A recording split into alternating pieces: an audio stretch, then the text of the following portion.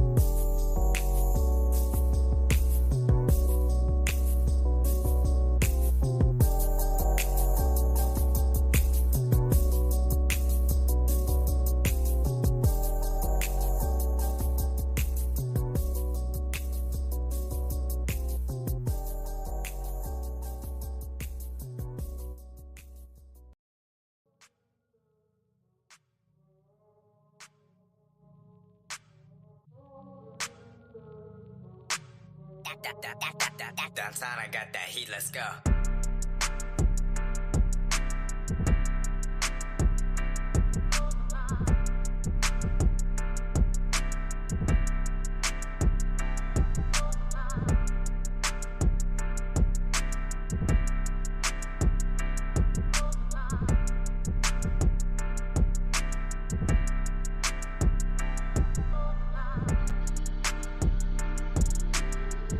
Yo,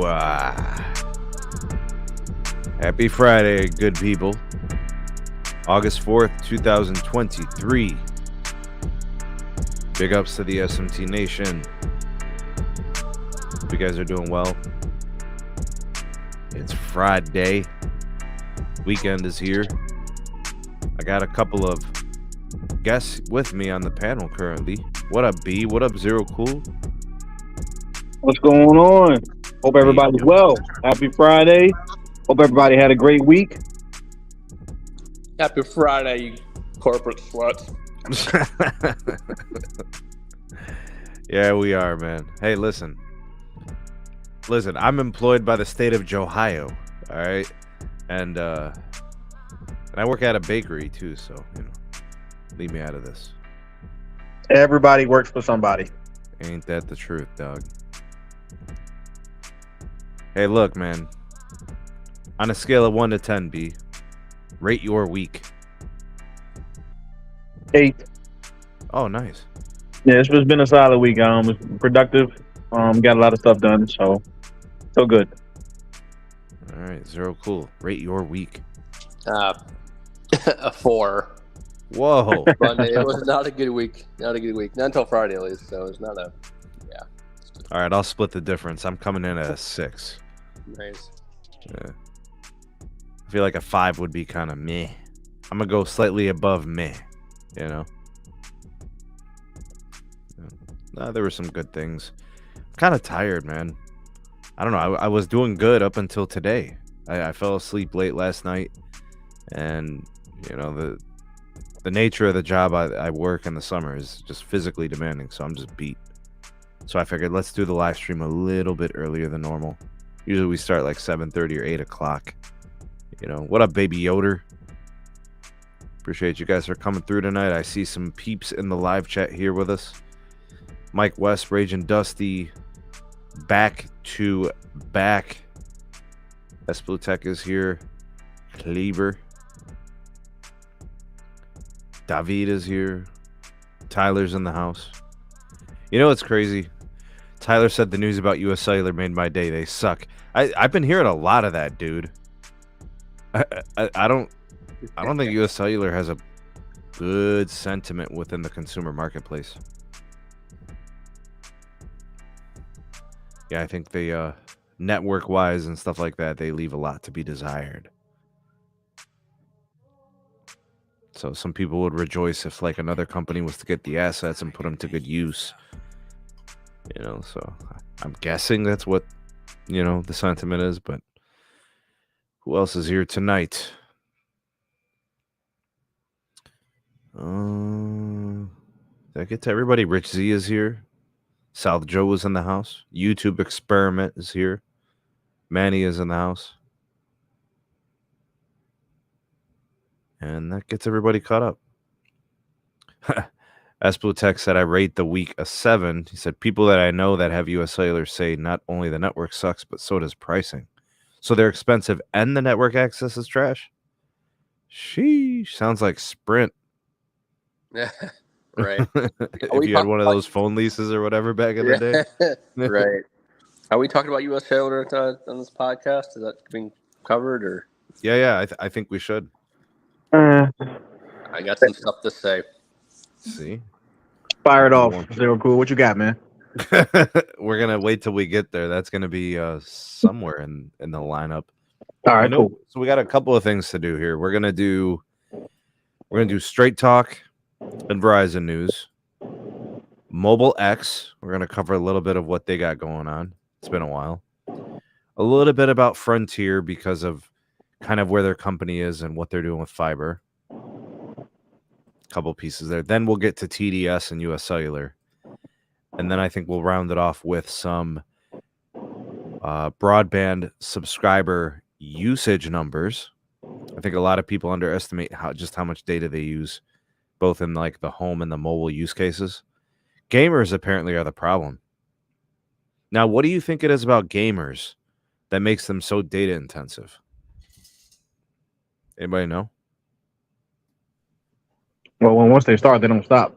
They just keep playing. It's they're, you know, B is right. They put like such a strain on the network. So I mean, you have gamers that stay up like, 24 or 48 hours at a time and just tax the network, right? I mean, mobility included, right? So it's they're just what we call like an extreme power user, right? Mm-hmm. So. Well, yeah, I think part of it is the downloading of the games.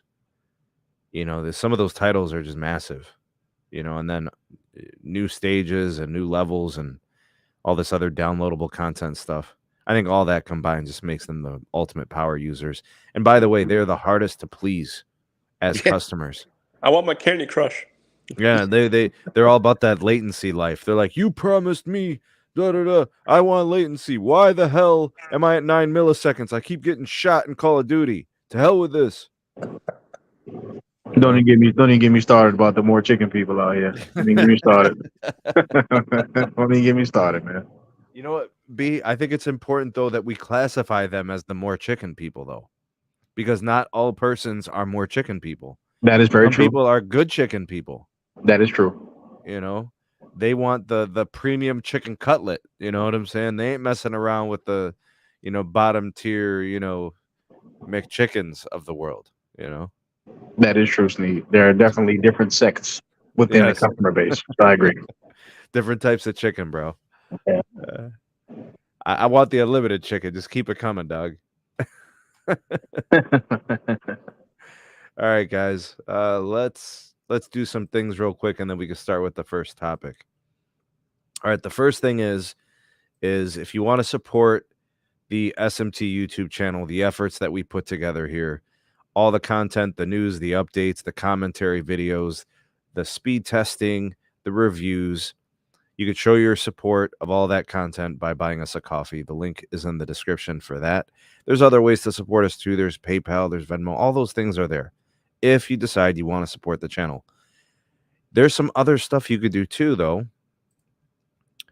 You could use the mintmobile.com/Sneed partner link and check out the services from Mint Mobile where you can save a crap ton of money. All right, they've got some really cheap and affordable pricing, and you can get the nation's the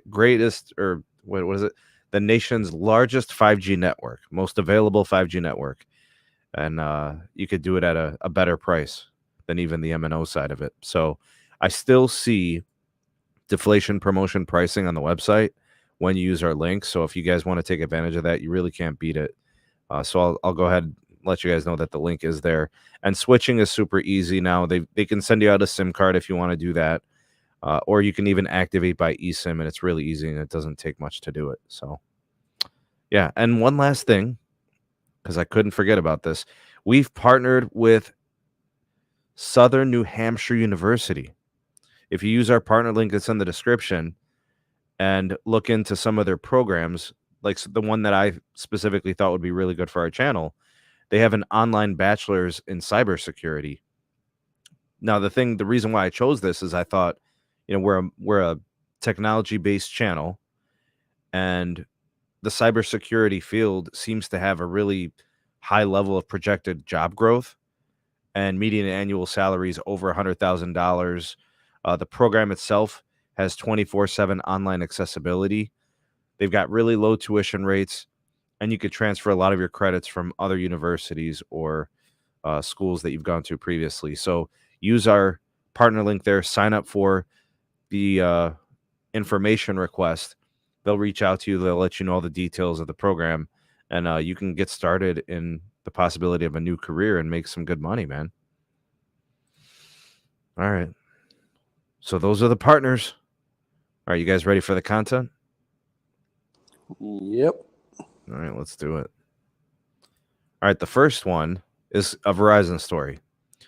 Straight Talk enlists actor comedian Jim Gaffigan for new ads. Did I say his name right? Is it Gaffigan? It's Gaffigan.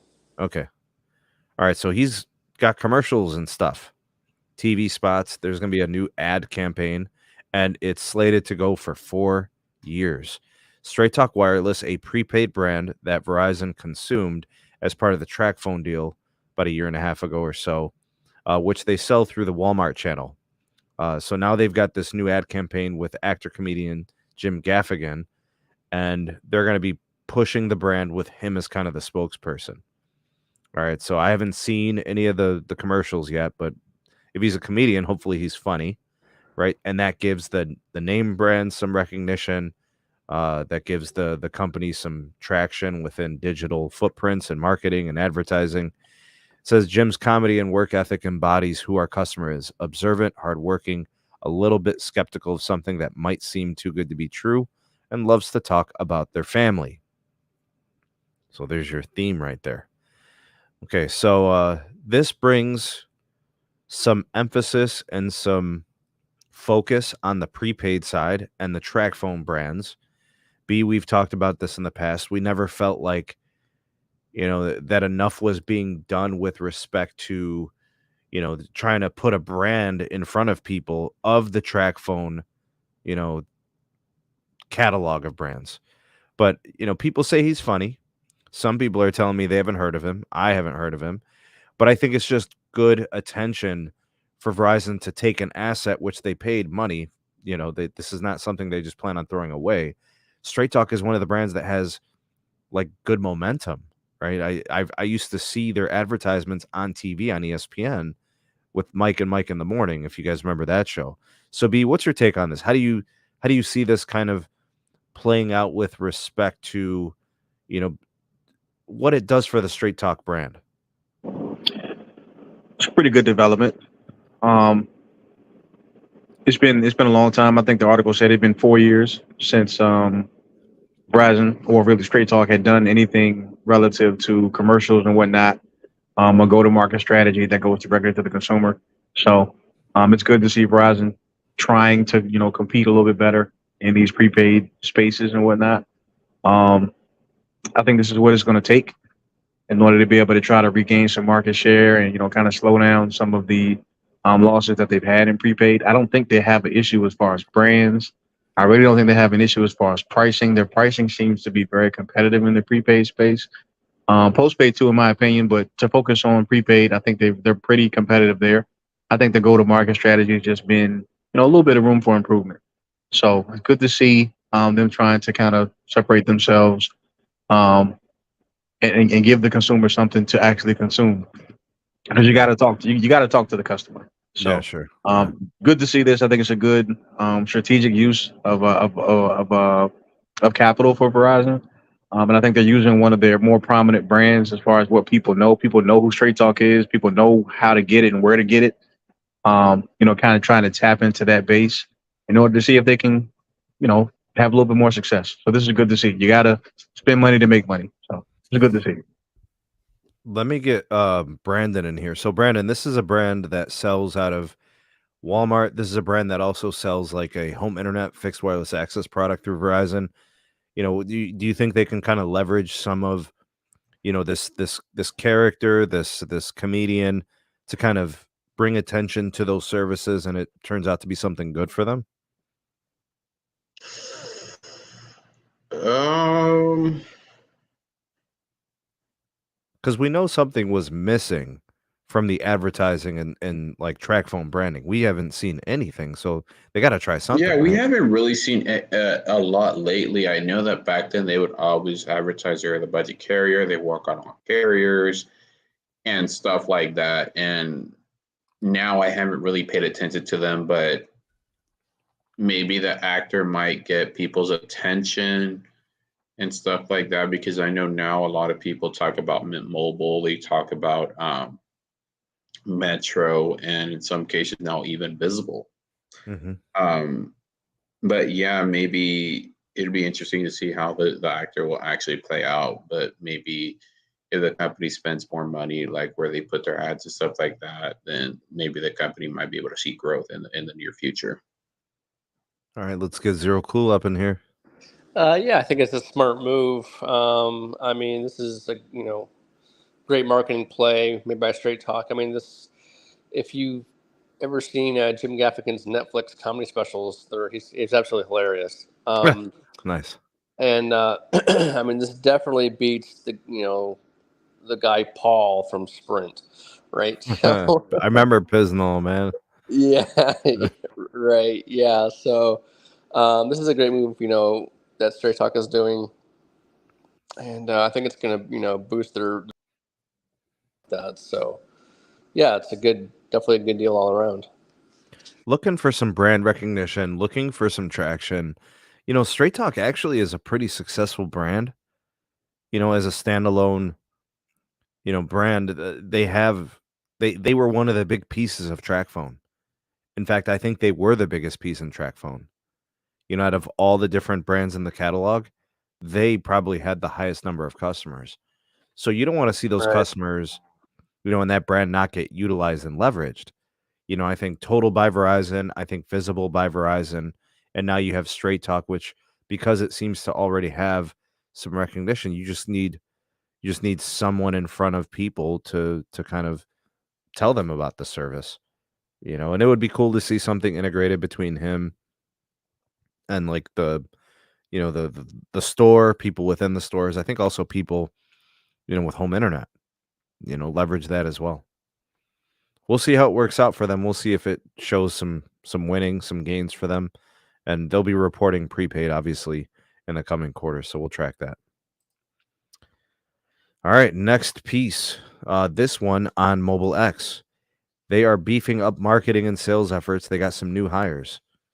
All right, so the Mobile X company, which is an MVNO reselling the Verizon network, they kind of do things differently. So people that go to Mobile X are probably looking at them because they are low data users. They can manage the amount of data they consume, the call, the texting, and then they're probably trying to consume as little data as possible, whether it's, they're on Wi-Fi at work, they're on their private home network most of the time. They can kind of be a light user and they don't want to pay for an unlimited plan, right? That's where you kind of go to Mobile X and you see how, you might just pay a couple of dollars per gig and you might only use a few gigs a month, and if that's the case, it really is a great value. But they've just hired a couple of people, uh, Heidi Fang, which is the CMO, marketing officer, and Michael Lanzin, chief sales officer, the CSO. Mobile X CEO Peter Adderton told Fierce in an interview last month that other than a NASCAR Cup Series sponsorship, the company, which launched earlier this year, hasn't done any real marketing to date. That is about to change. So here's what I think is going to happen, folks. Fang has experience at Boost Mobile. She was there for 10 years. This sounds to me like she was really involved with the Boost Mobile branding, advertising, social, digital, and experiential campaigns. I think there's familiarity with her and Peter Adderton because he was the Boost founder. And then for Lanzin, he was the SVP of global sales at Red Digital Cinema, and he was a part of the development of the company's go-to market strategy, oversaw the sales teams.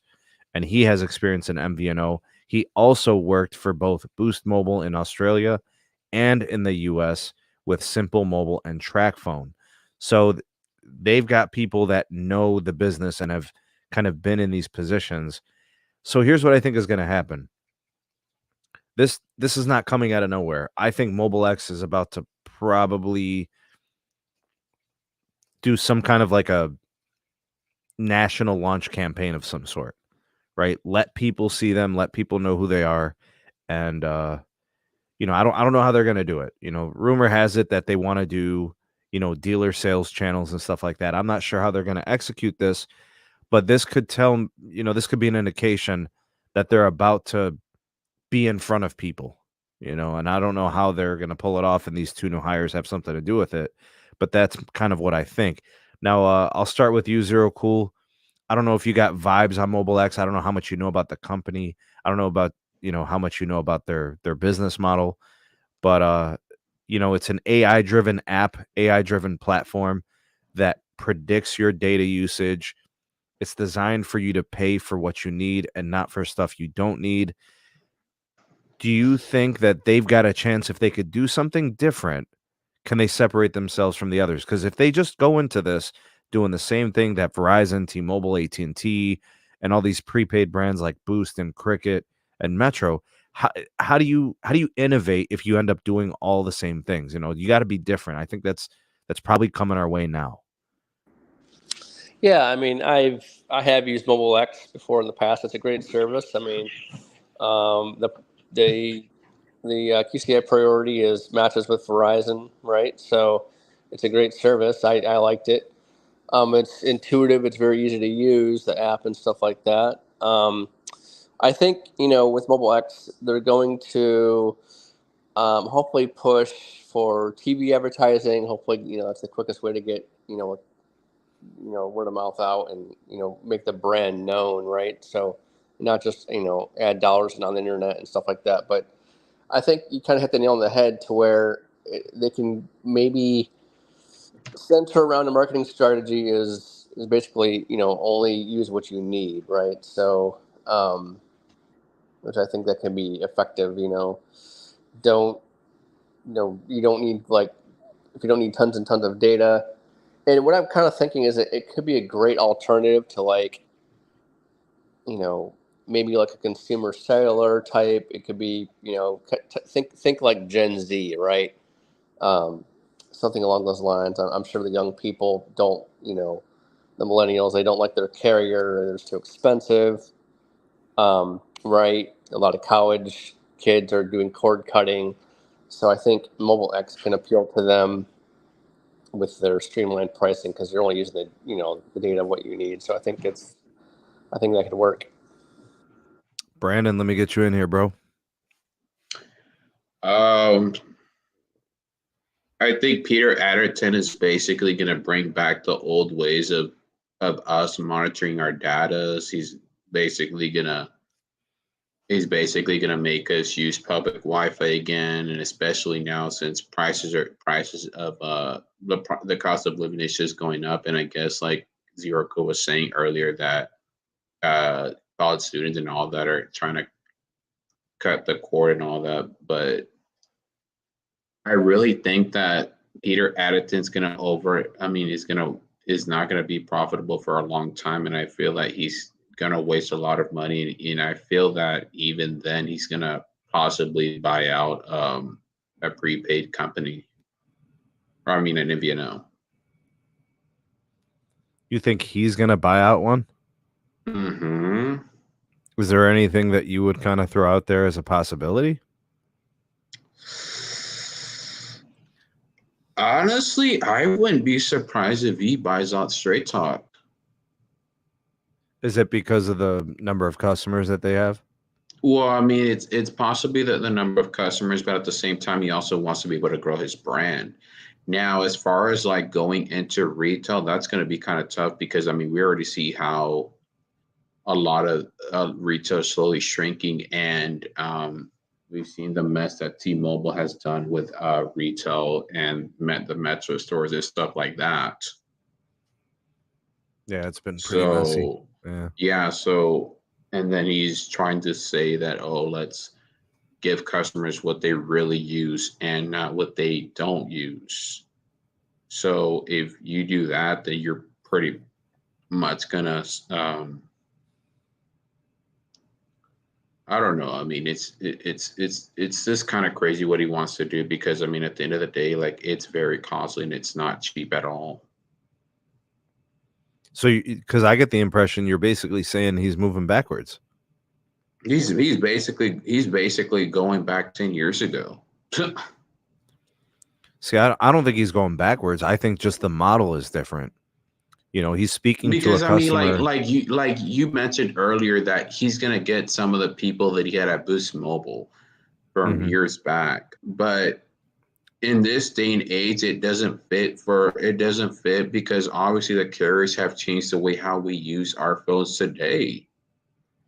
Yeah, but here's the thing, B. It's like the situation is you have to do something different. You can't beat the big carriers at their own game. They created the game. You have to change the game. No, I know that, but he's basically going back into the toy box and saying, "Hey, let's do what the carriers did back then, but let's do it cheaper." So you're saying it's going to be a recycle and it's not going to work? Yes. All right. Let me get B in here. B, what's your take on any of this? Well, I definitely agree with you, Sneed. It sounds like Mobile X is gearing up to have a bigger voice as far as who they're talking to and everything. They're going to definitely try to market themselves a little bit more than they have. There are a lot of people who I would imagine probably don't know who Mobile X is or what they offer. You know, with respect to that, I think that's a good thing. Because, you know, competition is always good for the consumer. But to what Brandon was saying, to his point, their strategy does seem to be a little bit outdated. The average consumer, their data usage is going up, not down. So pretty much essentially charging, you know, a pay-per-use, pay-per-gig type of business strategy, it does seem, you know, just off face value to be more expensive than a traditional flat price that, you know, people are paying right now. But if there is some success with this particular model, then, you know, I don't know, you may see in the future everybody go back to a tiered pricing type of structure where you pay for what you use. And I actually think that may happen in the future. That may happen. But for now, I think Mobile X, this type of business model will be good for the customer who does not use a lot of data, which there are some people out there, but just not. I don't think we're talking about, you know, 100 million plus people. I think maybe 5 to 10 million. And if they end up getting 5 to 10 million customers, I would call that business a success. And I would call them, you know, good enough to be bought out by a carrier, which is essentially what happens when you're small. You know, you had, for example, Mint Mobile, they got 2 or 3 million customers. They were quickly bought out because they had a little bit of success. That's generally how it works, it's, at least in telco. So that may be the strategy for MobileX to try to be successful enough to get bought out. So we'll see. It's interesting. I don't view them as a regular MVNO. I don't view them as a regular carrier. To me, I think they sell their platform. It's the AI piece of the predictable usage and the feedback that you're getting through the app. I think that platform lends itself to new use cases for that business. That's why I see it as a business model. It's not like yeah, they sell network access, but I think what they're also going to be selling is the platform. Yeah, well, that's what I I was. think the tech, I think some of that stuff is in there because in 2023 to just be an MVNO seems like an exercise in futility. Yeah, because it's not profitable. So that's what I was saying. If you can get, if you can scale a customer base, that means you can actually use that customer base to expose them to your AI, which is what they're essentially going to be selling. So if they have that sort of success, it sets them up to be bought out by one of the larger players who can then scale that AI, if it's successful, across their own larger customer base. So that's what it seems like to me. Most of these MVNOs, in my opinion, they seem to be, somebody or some entity that wants to, have enough success to be bought out. That way they take that money, from the buyout and they run. Or they become a part of, whatever entity bought them out. And now they've got not only the money from the sale, but maybe they become executives in that new company. That happens a lot too. So, Yeah, um, yeah, I mean, something like that. But I think MobileX, they've got something with their AI software, and if they can scale the customer base, then I think they'd be a prime company to be bought out. all right. Good stuff, man. I personally don't believe that Adderton's in the business of being bought out.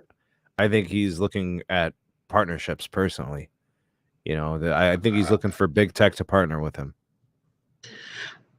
Like I said earlier, I see him buying MVNOs To acquire consumer base? Yes. Gotcha. I don't think that Straight Talk will be one of them. That's one of the more successful legs of the track phone deal that Verizon had, and I don't think they purchased track phone to turn back around and sell it again. I think Verizon's in the prepaid segment for the long haul, and if they seem to be doing the work to try and improve in that space. So I don't see that particular brand being the one that gets sold off, but maybe one of the other smaller ones, maybe. Maybe what's that other one called? US Consumer or something like that. Oh, Consumer Cellular? Yeah. They were just bought and purchased by some other company, some holdings company or something back in like 2020 or 2021. So that just recently changed hands as well. I don't know. We'll see. We'll see what it ends up being. We'll find out in a couple of years, I suppose, as that industry kind of shakes out. It's an interesting idea, though. The whole AI platform is really interesting. All right, next story. Frontier hints at an out-of-footprint fiber build-out opportunity. All right, we're all wireline guys here in this panel. From Zero Cool, B, Brandon, we love learning about these, fiber footprint build-outs. And this one's huge because basically what Frontier has been focusing on for the last several years has been, taking BEAD dollars, taking government funding, building out a fiber footprint, building out on their own, replacing DSL, putting in fiber. And, I've had conversations with some industry people, and they seem to tell me that there are going to be a lot of acquisitions in the coming years. They believe that a very fierce and swift consolidation of the market when it comes to fiber miles is going to happen. So some estimate between 10 and 20 large fiber builders are going to either A, go out of business and liquidate, or B, consolidate through acquisition. They're basically saying they can't pay off their debts, so now they have to sell out. Right now, the thing about Frontier is if they're building out of their native footprint, they must be having some success. Or they're going to squeeze out some more of that government funding and continue to overbuild until they become so attractive for a company to buy, they get acquired. So I thought about it, right? I'm looking at this information. I'm looking at the government subsidies. I'm looking at the build. They're kind of they've got a nice pace to it in terms of they've got customers that they've been adding. They've got fiber miles that they've been running. They've got like positive momentum. And then I thought to myself, who would be the acquisition? Who would acquire Frontier, right? So I don't know. What do you guys think? Do you think Frontier is overbuilding on purpose? Do you think Frontier is ripe for an acquisition? And if you believe so, who is primed to acquire them possibly? Let's start with B. Yes, to your question, I think that they are definitely positioning themselves to be purchased. I think many of the smaller telco companies out there are, and it makes sense for them to be doing and saying what they're saying as far as trying to scale and grow their network because that's the asset that you know a potential bigger player is going to want to purchase. The consumer base that the customer base that Frontier has, of course, yes, that would play into it as well, because that's just a quick way to to experience growth.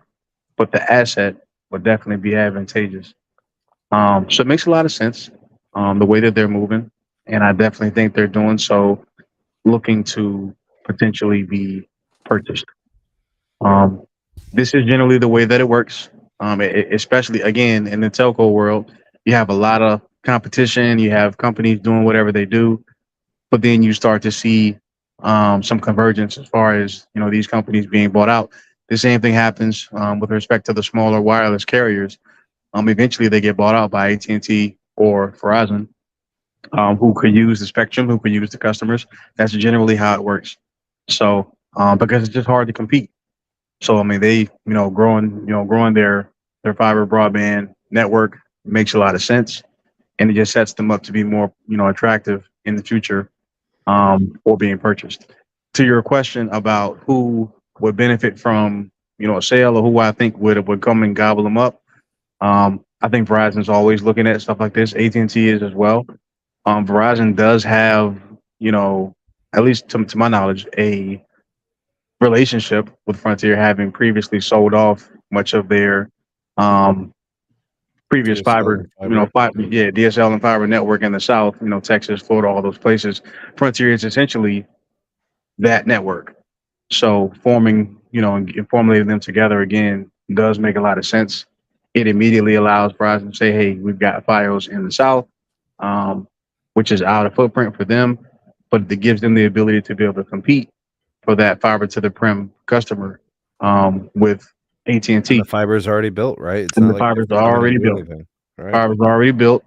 The staff and everything that are there, at least on the network operations side and all that kind of thing, are probably very well versed in how to build fiber. They know how to do it, so you don't have to train anyone how to Yeah, get that Frontier stuff scales done. pretty nicely, actually.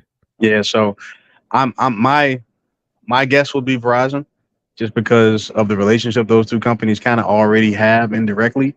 Um, it just makes a lot of sense. So, All right, good stuff. Let me get Brandon up in here. Would you like me to rephrase the question, or do you remember what it No, was? no.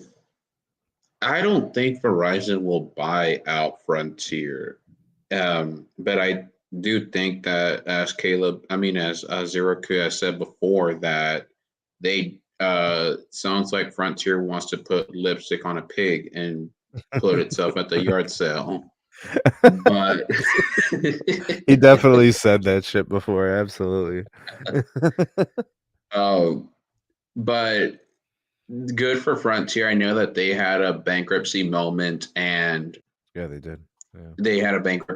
and now I guess they got out of it, and now they're trying to expand into more areas, put fiber, and then trying to rip and replace their DSL areas with fiber. But I I see if they go out on the market, I think AT&T or CenturyLink or Qualcomm will actually buy them out. And the reason why I say that is because AT&T right now is really dedicated to fiber right now, unlike Verizon is trying to focus on fixed wireless.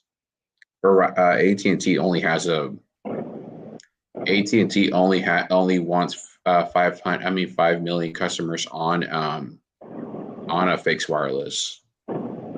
And that's what. obviously front and then 10 years ago, Verizon sold front Fios to Frontier. I remember they used to be in Dallas and some parts of Austin. Mm-hmm.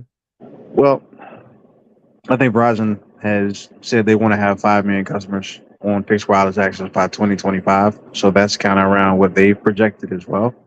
Mm-hmm. And as far as like fiber is concerned, it's always interesting to hear people say what Verizon's focused on. They haven't really said that they're not focused on fiber. What they said is that they're focused on fiber and fixed wireless. Like they're the only company that's really trying to grow both networks and sell both networks. Whereas AT&T, in my opinion, out of necessity, they focused on fiber because they haven't really had the spectrum assets. So that's why they've pushed fiber a little bit more. And that's why they haven't been as aggressive with respect to fixed wireless. They just don't have the assets. But because Verizon has the assets to deploy both, they're doing that. So I'm not sure where that narrative is coming from that Verizon isn't trying to focus in fiber because they've been competing for BEAD money. They've been competing for government contracts. They were, even before all that stuff, kind of started to become hot, they were building out their Fios network, and they've been doing it at a pretty rapid pace all throughout But their, I mean, the their thing footprint. is that they're only focusing on the Northeast. They're not focused on the West. They're not focused on the South because they This will sold get all them those in. This would get them back in Florida. Yeah, This that's would what get I them was in saying. Texas, right? Texas, Yeah. California. Yeah, so like they sold it off, but they had a presence in those areas that was their out of footprint or out of their ILEC footprint. That was their fiber network, what they sold off to What Frontier. year was that? Does So anybody know? I forgot the 13. year. I was forgot it? the year. It was 20, around 2013. 2020. I want to say 2018. I think somewhere Middle in of the decade. Yeah. I think it was before 2014, and the reason why I say that was because I believe it seems No, like because I that. remember. I remember it was 2013 because I remember when I remember in Dallas, I was watching the news and they were talking about how the migration from Fios to Frontier was the worst. Some people had no telecommunications for over a month. Well, yeah, I mean, not like the whole. I think the whole reason, and I'm just obviously speculating here, but I think the whole reason that Verizon decided to sell off that fiber footprint was because they were collecting funds to purchase their interest in Vodafone. Remember, Verizon Wireless was owned 45% by Vodafone, and in 2014 is when they consummated the deal. I think it was 130 billion to buy out Vodafone's stake in Verizon Wireless. And I think not too long after that, or before that, they also sold a lot of their cell towers to like American Tower and things of that nature. They were collecting revenue, they were collecting funds to be able to make that deal happen.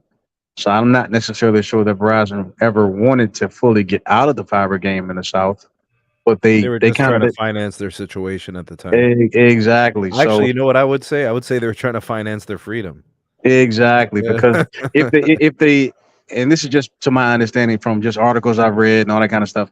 If you think about a lot of the things that they're doing now, like um, selling files at the same price as fixed wireless and stuff like that, they're able to pivot a whole lot quicker and better now that they own 100% of both sides of their company, as opposed to having to ask, make a call across the pond to be able to get a lot of those types of things done. So they're a lot more agile than if they didn't have that deal happen. So I think that's the situation, but I'm not sure if Verizon ever wanted to get out of the fiber game in the South or even the cell tower game when they sold off a lot of those towers like American Tower and things of that nature. There have been recent developments about Verizon getting back in the cell tower, real estate type of game. They recently signed that deal. So to me, it makes a lot of sense for Frontier to be something that Verizon will be interested in, perhaps dipping their toe in the water to see what the price would be to be able to get back into those states and be able to kind of end that perception that they're not interested in fiber. Because I don't think that's true. But to your point, to the point of a lot of people, the footprint that AT&T has is just larger. So you can end that speculation, you can end that discussion just by making a purchase like this, or by purchasing a company like Spectrum or something like that. You can end that narrative just by a stroke of a pen and purchasing a company such as that. because now you've got presence in and out of your traditional ILEC footprint. So, all right. So I mean, so check Frontier this does out, right? compete towards. Sorry. I was gonna say my input on this is simple. The company that should buy Frontier should be T-Mobile. The company that will buy Frontier is AT&T, which is crazy because this is a capital intensive move. This is going to be an expensive acquisition. Frontier has positioned themselves to be very valuable, right? As they've increased their network footprint, right? Look here, they're saying that they're going outside of their native footprint, outside of their native reach. You know, and they have business customers and they have enterprise and they do fiber to the prem. And that's really they just put their head down and they do it. Now, the company, it has to be better than what it used to be because it was so bad for so long, you know, you know, AT&T is not in a good financial place. But if your focus and your sole emphasis on your business is fiber and you purchase a fiber builder, that aligns with your business focus, though. You know, so it's like, I don't think it would be hard for the board or shareholders or investors or whomever to see what this would mean for AT&T. I think for T-Mobile, it makes the most sense because they don't have fiber anywhere on They can any afford level. Frontier, though. There's no way. Right, but that's the first thing that I thought about was who needs this versus who is this a nice to have. For Verizon, this is a nice to have. For AT&T, it is a nice to have. T-Mobile would need something like this. Not having any type of fiber anywhere. Yeah, well, I mean, they're broke, so they don't really have their money. Then there's the actual financial piece to this, which this is going to be very expensive. Not only does T-Mobile not have a lot of cash on hand, but they're brand new to producing free cash flow. Like they just started being like truly cash positive, you know? So like, you know, AT&T has a quarter of like 1 billion free cash flow. It's like the world's going to end. You know, and T-Mobile just started being able to produce something of free cash flow like that. So guys, it was actually April of 2016. I just looked it up. So Frontier bought the Fios operations down in the South from Verizon in April of 2016. That was close. Yeah, you were close. You were close. Definitely close. Yeah. So basically, I mean, you're right. You know, Verizon, they sold 37 states to Frontier to, you know, get out of the Vodafone ownership and to, you know, further. Yeah, but Zero Cool, how does this look to regulators that they're going to buy back the thing that they sold they won't. a decade ago? No, I'm just trying to explain. Verizon can't. No one ever, you know, buys the company that they sold off. You know, so Verizon's that won't work. But AT&T, I could see them buying Frontier, right? The only company that I see buying Frontier would be AT&T. The reason being is because it's a lot cheaper to buy a company that already has the fiber laid versus just building it yourself, right? So. It's more expensive to actually just build out the fiber, get the permits, do the drilling, do the boring, you know, and versus buying a company where the fiber is already laid and lit, and also you have your dark fiber as well, right? So, AT&T in my eyes would be, you know, since they're in the fiber game, they're playing the long game, right? Would be the most beneficial to buy Frontier, because it gets them. Especially, not only if they do that, then they can also utilize more BlackRock investment as well. So it would be a win-win for them if they did buy Frontier. It's a very compelling argument, Zero Cool. It's very compelling. I always try to make compelling arguments. Come on. Yeah, man. I try to make the most sense, right? Yeah. I mean, there's a first time for everything. But I do agree. You know, your point is compelling. It's valid. It makes sense. But the way how I see T-Mobile buying out Frontier or Verizon buying Frontier would basically be like how AT&T back then had DirecTV and AT&T Ubers and AT&T Watch TV and then some other video business. Yeah, that's what I was saying. They're when all I was doing the same thing. Yeah, first time for. I wasn't trying to say that's Zero Cool.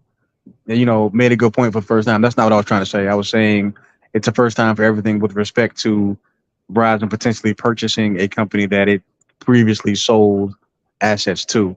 It doesn't happen often, I agree, and I acknowledge that, but to me, it's the first time for everything. But again, just to reiterate, I think 0 points, his statement is valid as well. Very, very compelling. Just had to clean that up. All right. It would Good stuff. basically Anything be else? like it would basically be like how Paramount and CBS back then, or Viacom and CBS back then, merged, and then they separated and they merged again. But we can all agree there is going to be some sort of consolidation. We're on the same page. Absolutely. Yes.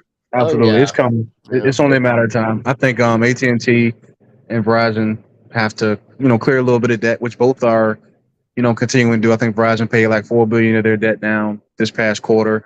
I think AT&T did even more than that. So I think they both are trying to do that. And as they continue to lower, that ratio of debt to EBITDA and all that kind of thing, you'll start to see them start looking at acquisitions and things of that nature in order to strengthen, their overall product portfolio. So, but I do think it'll be one of those two, either AT&T or Verizon, that would make a purchase like this. I think Spectrum is also dabbling in the, putting up a for sale sign as well. What's a company like Frontier worth? If I'm looking at enterprise value, they've got financial responsibilities. What is it worth? Is it a $10 billion deal? Is it a $20 billion deal? What's the value of this? 50 billion, I would say. No, I would say between 10 and 15 billion, somewhere around there. Well, I mean, if you think about you're buying all the copper. Assets are important. You can't just Yeah. It's not just the customers. It's not just knowing that they operate in multiple states. You have to think about the actual, fiber potential and value. So yeah, it's I would say around the fiber 15. plus the copper. That's going to have to be, they bought the copper in the 37 states that comes with it. Forget that. I'm not sure if Verizon or AT&T wants anything to do with copper right now. So you forget saw what that. it did to their Exactly. stocks last week, man. Yeah. Seriously. Anything. I mean, maybe I need to recant everything I just said 5 minutes ago. Maybe I need. Well, Yeah, AT&T I don't came know. out and said that less than 10% of their footprint is involved. That's definitely true, and I think that they're probably on point with that. I think they're probably being truthful on that. I'm sure they probably haven't placed copper in a decade plus, and I'm sure they've probably been ripping that stuff out as they go as well. So I mean, Yeah, probably.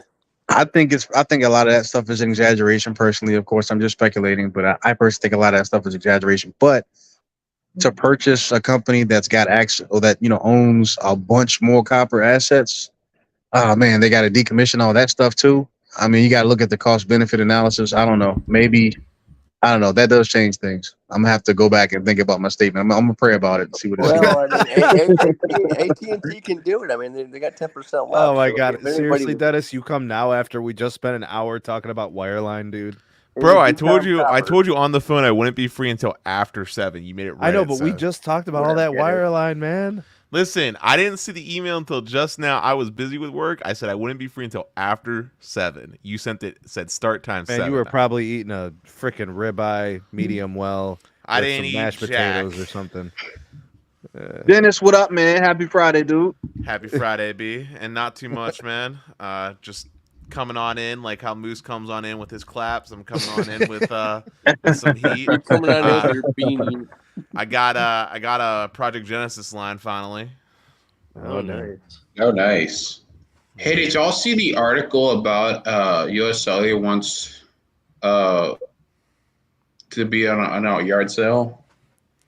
Yeah. So that takes us to our next topic.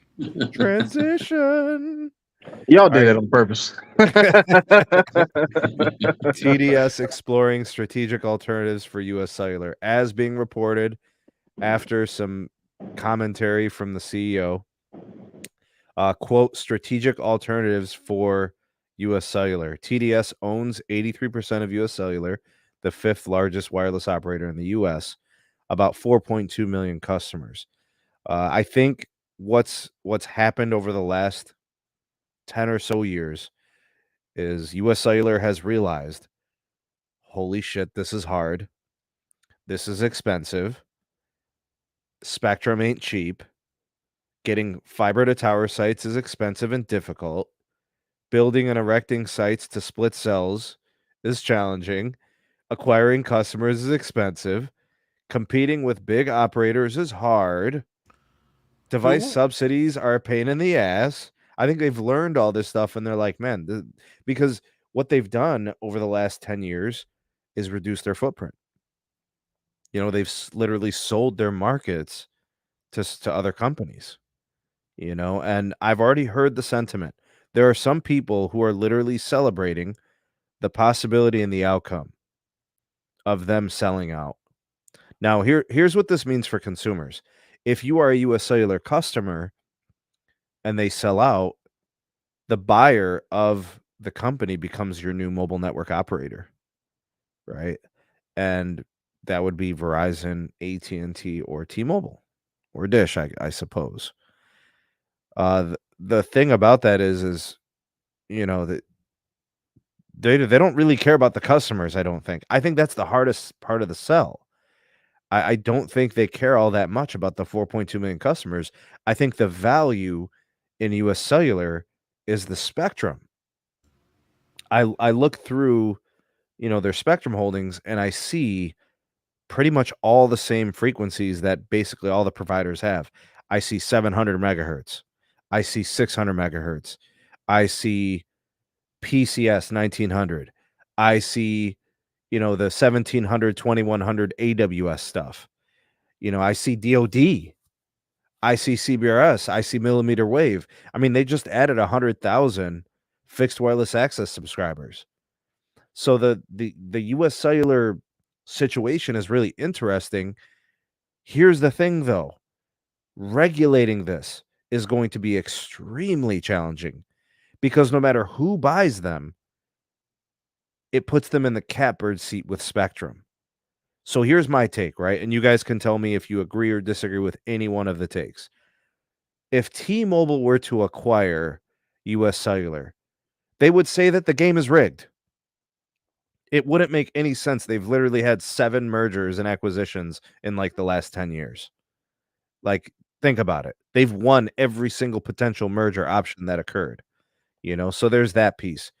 Obviously it benefits them with the 600 megahertz.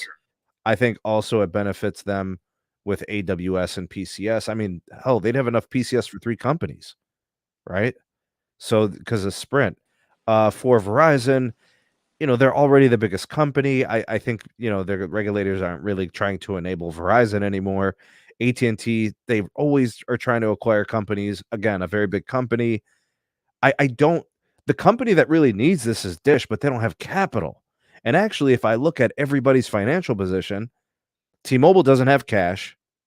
AT&T has a crap ton of debt, and so does Verizon.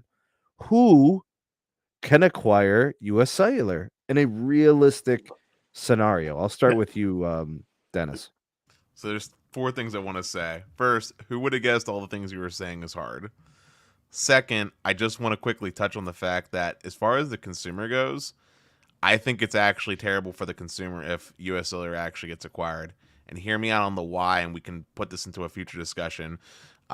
It's because US Cellular is like a very dependent like roaming partner for all the carriers to use, because none of the carriers actually really want to build out to serve these customers. Where So US Cellular, let me get this straight, Dennis. You're basically saying that would eliminate roaming for certain carriers because a big MNO would then have the network.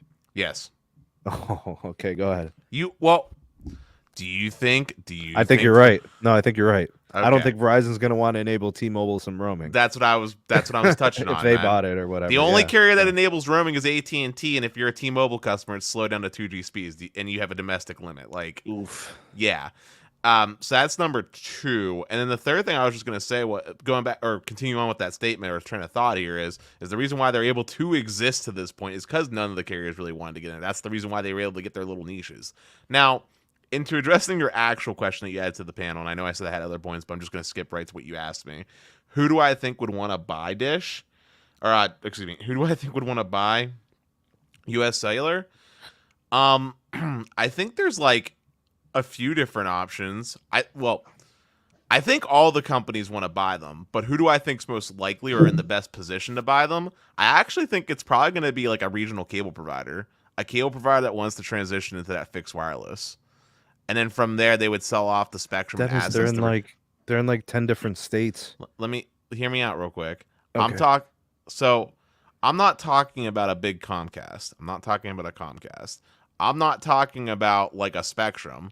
I'm talking about like a Cox or like Jeez.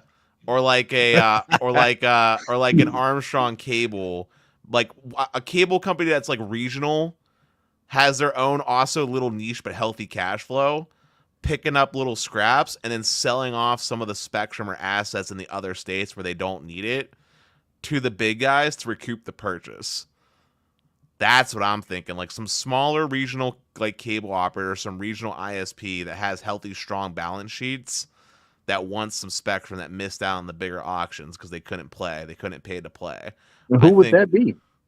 Well, I just told you, like I just named a couple regional guys, right? Like, Yeah, it would have to be. He's basically saying it would be the smaller regional players within those places where they have the licenses and such. Yes. Yeah, but with healthy balance sheets though, to be able to acquire a have US you Cellular? looked? I mean, Grand Armstrong Cable is a private company, but my friend, I can promise you right now, Armstrong Cable's been a monopoly for the last 60 years. Their balance sheets are very healthy. All right, they're very healthy. Okay, so give me a number. Like, what are we talking about here? Because I mean, US Cellular would sell for billions. We're probably talking at least 10 billion. So hear me out, B. Remember how I said regional providers? I could easily see them going in together as like a major co-op where they say, okay, I get this state, you get this state, and it's kind of like a combined effort. 10 little guys come together to buy the one wireless company so that they each get a little bit of the pie, and then they spin off some of the spectrum, like I said, to recoup their purchase and the investment for the things that they don't care about. By your power combined. Maybe they sell off some of the towers to Crown Castle, for example, and just end up leasing, for example, so the towers they own, for example. All right, I'm going to go ahead and put up the map so that the conversation can continue here. Go on. Yeah, no, I mean, my point was made. I'm saying it would probably be some. I don't think a small cable company will be able to handle all that. They would literally be in the same shoes as US Cellular is already in now. I completely agree. I'm not sure who that will be. I mean, and I don't know who would be able to afford what Dennis is saying. But maybe on a good day, Cox, but that's it. Cox can barely afford to run their business. They can't even upgrade their network, man. How will they? I mean, I think Dennis's statement it makes sense operationally, but is it feasible? I mean, who's a smaller regional carrier that's got the balance sheet that can absorb a US Cellular? I don't know who that will be. I mean, Armstrong. Real quick. Absolutely, go ahead. All right, Ryan. Thank you for the super chat, young man. In a perfect world, each region will be split, offered to the carrier with the weakest assets. For example, Verizon in West Virginia, T-Mobile in Maine, AT&T in Washington, Oregon, etc. Interesting idea, because then you basically are going to strengthen the weakest provider within that area. The problem is you kind of are artificially switching up the field, right? You're kind of you're hurting the carrier who did things the best. You're giving a booster rocket to the person who didn't execute properly. Yes, and of that, real quick, B, and I promise I'll be short. Go ahead, man. On top of that, in doing what you're saying in this scenario, you're assuming that the carrier that you do give it to that will quote unquote improve their network share there will actually then continue to maintain their network. There are reasons why those companies chose not to go there. It's because it's not profitable and there's not that many customers, and so the only way it becomes to make sense to be profitable is to have market share. I guarantee building isn't profitable, but this is already built. Yes, but even if they got it, a lot of US Cellular's networks has not been upgraded. They're gonna have to go over there with new gear. Sure, but fiber. MNOs that are national can scale. Wrong. Yeah. See, N77 mmWave is across almost their whole entire footprint. You might want to look at that again. I mean, who uses N77 in mmWave? Verizon. Okay. Well, actually, Verizon. Hold on. Verizon wouldn't be involved in the N77. It's DoD. Well, see, this is the thing. I mean, splits So like that would what be more what like Ryan. AT&T, T-Mobile, Dish sort But of thing. Well, splits like what Ryan is describing generally only happen when a company goes out of business. If they're being sold, then whoever buys it gets all Gets the it all, the assets. whole shebang, So, right? so if we're talking about someone buying them, then a split doesn't necessarily happen unless the See, government gets, I think gets. it's a possibility though. I think them like liquidating is a possibility. I I think agree, there but, will, but and because what that's going to do is it's going to bring down the value of the assets. I agree. I'm just saying, who's going to buy a company that they can't utilize fully at scale? I'm Like gonna if tell you you if you're this gonna right tell now. me I can, if you're gonna tell me I have to buy US Cellular and take on the entire company, but I can't have this spectrum or this spectrum or this spectrum because it's got to go to all these No, other the players. value is way down. Yeah, like You're so selling that parts. doesn't, yeah, that doesn't make sense to me. So if US Cellular goes out of business, then you can talk about splitting up assets because each But see, they're not going out protect. of business though. This is TDS, right? They're Well, I going to mean, continue to operate Yep. wireline. They don't want to go out of business. They just want to get rid of the wire. They want to look at options for the wireless business. it's just it's a simple stroke of the pen from an accounting purpose standpoint. If they want to get rid of US Cellular and there's no buyers, they can make it such that they don't have enough money on paper to pay their bills and go out of business. And if that happens, then you just auction off their assets in order to pay whatever bills they say they have. And if you do that, Right. now we're talking about the split that Ryan was describing so eloquently. Exactly. Right. Like to me, we're talking about two different scenarios. If someone's going to buy them, you get everything on the table, Including the unless customers. yeah, like unless the the government says, well, you can buy it, but then who's going to want to actually go through with that purchase? I don't know anybody who would say, well, yeah, I'll buy the entire company, but I won't take the N77. That's ridiculous. Who would do that? Well, Spectrum has the value. That's the most valuable thing within the transaction. The customers, I think, are where there's going to be some contention because what are the customers worth? They're going to have to look at. They're going to say, "Hey, open up the books. Let's see what you're getting for ARPU." And the Let's answer is see they're what a worth customer. about as much as a Sprint customer was, which is not much. Yeah, but to a mobile network operator, their synergies are going to be better. What Right? but I'm saying, look at what T-Mobile did with the Sprint customer. What was T-Mobile's MO after the acquisition of the Sprint Get them customer? on a T-Mobile biller. Get them on a T-Mobile biller or leave. That was their two options, and T-Mobile didn't care if they left, right? That's facts. And I can promise you that if Verizon or AT&T got those customers, it's gonna be get them on the biller or let them go. They won't care because those old plans that they have on US Cellular, especially some of those like promotional ones, have like prepaid level values of ARPU. Like it's so tight on the margins. We're talking like $6 maybe a line. It's so tight, and it's just not going to be worth it. Especially when you look at the actual data usage of those users. Because remember, US Cellular might have literally been the only broadband option for a lot of customers because they were covering the rural places where the mobile operators didn't want to go, and fixed wireline definitely didn't want to go. They're gonna get. I'm telling you right now, if US Cellular gets bought, the customer is going to get so screwed so hard. You thought it was bad when T-Mobile bought Sprint and what happened with pricing. I promise you, whoever ends up acquiring them is first off getting a booster rocket, but secondarily, whoever those remaining customers were are going to be stuck with basically just that one option at that point. Because that new owner isn't going to want to do the roaming agreements. They're going to just follow through with whatever the existing contracts were and then not renew them. And they'll become the only option that provides coverage there. Let's see if we can get this footprint right. I see Maine. I see Vermont, New Hampshire. I see Pennsylvania, West Virginia, Virginia, North Carolina, South Carolina. I see Tennessee. I don't think I see South Carolina or Georgia. I don't see Kentucky. But then if you move along a little bit towards the Midwest, I see Minnesota. Nope, that's Wisconsin. No Minnesota. I see Wisconsin. I see Iowa. I see Illinois. I think Missouri's in there. I don't think it stretches into Arkansas. I see Oklahoma. I see parts of Texas, Nebraska, and then out west, Washington, Oregon, and then Cali, Los. Are they in Nevada by chance? Because I don't think that crosses over. Like one little spot, but that was Right on I the don't know if edge the there, tower still. Yeah. northwest. Okay. Yeah, it's a crazy distribution. It's obviously heavily emphasized in the Midwest, but you get pockets in like the Atlantic edge of the country and then pockets in the Pacific.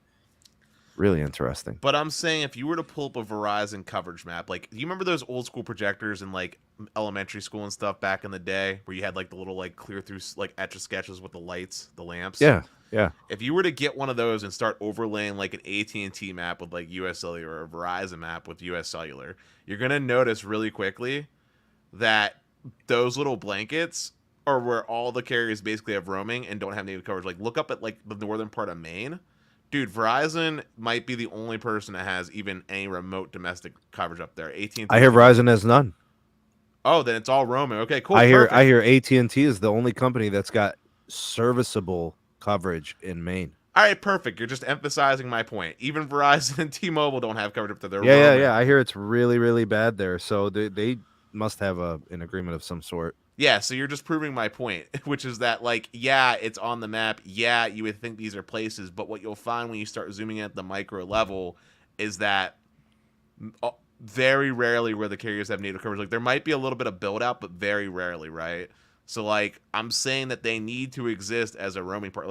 Like the only way a merger like this makes sense is if there is some type of contractual obligation that says in there that the carrier must allow roaming at insert X rate for insert amount of time, and that amount of time needs to be like 20 years before they can like increase roaming rates and stuff like that. Like they need to like continue to exist on these existing contracts. Yeah, I was speaking to Dusty's comment here. Dusty was the one who made us aware of this, I think, on previous live streams, you know, within the counties that he frequents. AT&T's got the native, you know, and there's a lot of the N41 for T-Mobile is owned by regional fixed wireless providers, you know, and Verizon has licenses. They have like 180, 200 megahertz of bandwidth for C-band in these places, but they have to build sites, which could be multi-year projects. All the more reason for Verizon to be interested in a deal like this, but not if they can't purchase the entire company, including all of the spectrum assets and the customers. If the government starts saying, well, you can only why would I want to buy it? And this is all the more reason why I'm saying Verizon should be denied, so that they're forced to build it out themselves. So now you have two people covering there with native coverage. Yeah, but they would be upgrading the pre-existing cell sites. It would help them in terms of permitting if there was already pre-existing radio gear up on a site. Exactly. It makes it more cost effective, and then it brings in another competitor. Hell with it if it makes life easier on Verizon. It would still produce a better network than anything US Cellular was going to produce. It'll produce something that's better than what US Cellular was going to produce, but now you're stuck with a Verizon monopoly. But what's wrong with the Verizon monopoly when they're selling internet for $35? It's not a monopoly if AT&T is in Maine as well. It's not Verizon's fault that AT&T is not. Why are we holding T-Mobile accountable for not building a network there? Bro, exactly, man. Like, come on, what are we talking about? We need them there too, dog. Is pay attention to the Echo Star shit. I bet you the Echo Star is gonna get some loan money. It's gonna get some loan money available to Dish, and Dish is the one that's gonna end up cobbling that.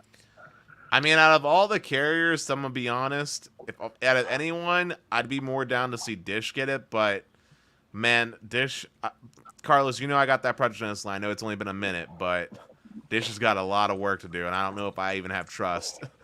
But it would help them a lot. They could use the rocket booster, that's for sure. No, here's Dish can afford it, but here's the perfect answer. You guys ready? You said Dish can afford it? They can't. No. Oh, I was gonna say. No, we agree that they can't afford it. No, they can't. They can't at the current state, but when they pick up Echo Star, they can pull. Banks will be willing to give loans. They'd have to get creative. That's going to need a lot of creativity and investors. Yeah, but they are the ones. How many of the Habibis overseas are willing to dump $10 billion into frickin' Dish, bro? Sneed, stop it. But they're the only ones that literally the band compatibility is close to. It's either them or T-Mobile. And that's facts, bro. They got 29, 71, 66. Come on, bro. Those are Dish bands already. You're talking about and T-Mobile band. I mean, Verizon uses 71. Verizon uses 66. Verizon does not use 71. Where does Verizon have 71? Let's rephrase They have this. 71 licenses. Let's but they don't rephrase use this. them. Let's rephrase this. Any carrier will use any band. Spectrum. That's facts. Yeah. Like carriers will find a way. And Right, if but they don't makes more need sense it, for it to be synergistic. You know what I'm saying, Dennis? but yeah, I agree. But I was gonna say, but if they don't need it, all they'll do is they'll just do spectrum trades, spectrum swaps. Boom, done. yeah, but they usually swap within the same frequency. Excuse me, I'm so they sorry. can get I'm adjacent. sorry. My bad. I'm sorry. N77 is what Verizon uses. My bad. I stand corrected, Los. My bad, man. So, All right, let me get to this. Let me get to this super chat real quick. I'll get right back to you. This one from Southwest Ohio Speed Testing. He's late to the party. He apologized. No need to apologize, man. Didn't know the live was starting so early. Two things. First, don't let T-Mobile buy you a cellular. They got way too much. Second, does anyone know who owns N75? Just wondering. What the hell is N75? Big shout out to Southwest Ohio Speed Testing. Thank you for the super chat. Also a member. What is N75? Where they do that at? Your guess is as good as mine, Sneed. It's probably a typo. It could be a typo. Okay, and then the second super chat, this one from Tyler. Appreciate it, man. He said, I don't want Dish to buy out U.S. Cellular. I predict AT&T will. The CEO of U.S. Cellular came from AT&T. Now, I'll be honest with you, man. The thing about, like, AT&T, their money situation, their situation with investors, unless it has to do with fiber, I think they're the ones more likely to buy Frontier. Yeah. Before US. No, I want, in my opinion, Dish makes the most sense for this deal. It changes everything for them. It makes them an instant winner in all these markets and regions. The problem is the capital. They're broke. Isn't there? They're broke. Verizon's got the money to afford it. Verizon would benefit from this as well. Like, and everybody else is broke. By the way, N75 by the way is 1.5. It's a downlink only band, but it's in the 1.5 gigahertz range. Right, and it's like that's with the GPS. So, and I've been praying for this day, and it's finally gonna happen. You're praying for this? Oh hell yeah! I'll tell you guys why. Okay, so a parent company, TDS, has to control what the child company, US Cellular, does. Right, that's what that parent company is. So, what makes the most sense logically, and from a network and IR perspective, the proper carrier to buy U.S. Cellular is going to be AT&T. I'll tell you guys why. So basically, couple points from a network and IR perspective. We'll take Element Mobile out of Wisconsin, for example. AT&T acquired them a while back, and the reason why they did that is just to integrate them in the network. But if AT&T, for example, buys U.S. Cellular, you're going to have 5x carrier ag just on 700 alone. You use bands 12, 17, 29, 14, and whatever US Cellular has for their band. Easier to integrate them into like an existing footprint such as Wisconsin that what Element Mobile had, right? So the network assets make the most sense for AT&T, and it'll be just a lot better for them. It could. I don't really see it working with Verizon or T-Mobile per se. Plus, you could integrate the 850 in there as well. But I see, to make the most sense, I would see AT&T buying US Cellular for that reason. It's instant capacity, right? Especially across like these native areas to where you can link up with former RMAs that had AT&T owned. It would just be a boon for customers, and from a network, our perspective, it just makes the most sense, and it's the easiest to do. So, yo, Brandon, you've been a little quiet, man. Let me get you in here to discuss this U.S. Cellular potential sale. Who does it go to, and on what terms? How do you think it plays out? I mean, like we all agree in the group, it would be a dream if Dish Network would have bought it out, but I don't know. I mean, maybe. I mean, I know some people in the group have also said that Dish might also buy. I mean, AT&T might also buy out Dish Wireless, and then maybe Combining both of them together might actually merge U.S. Cellular and Dish into one, which will basically make the company into a steroid company, and then AT&T might really want to buy it then.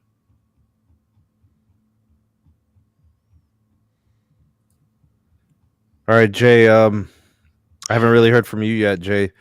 Tell me about your perception of this deal. Like, who do you think is the most likely buyer of U.S. Cellular, and who do you think should buy U.S. Cellular?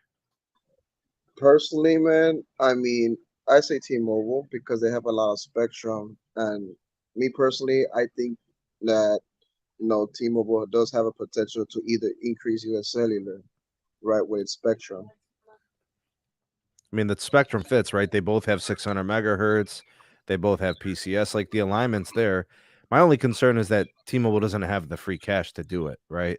So, like, they'd Nah, have to get loans. Borrowing right now is expensive.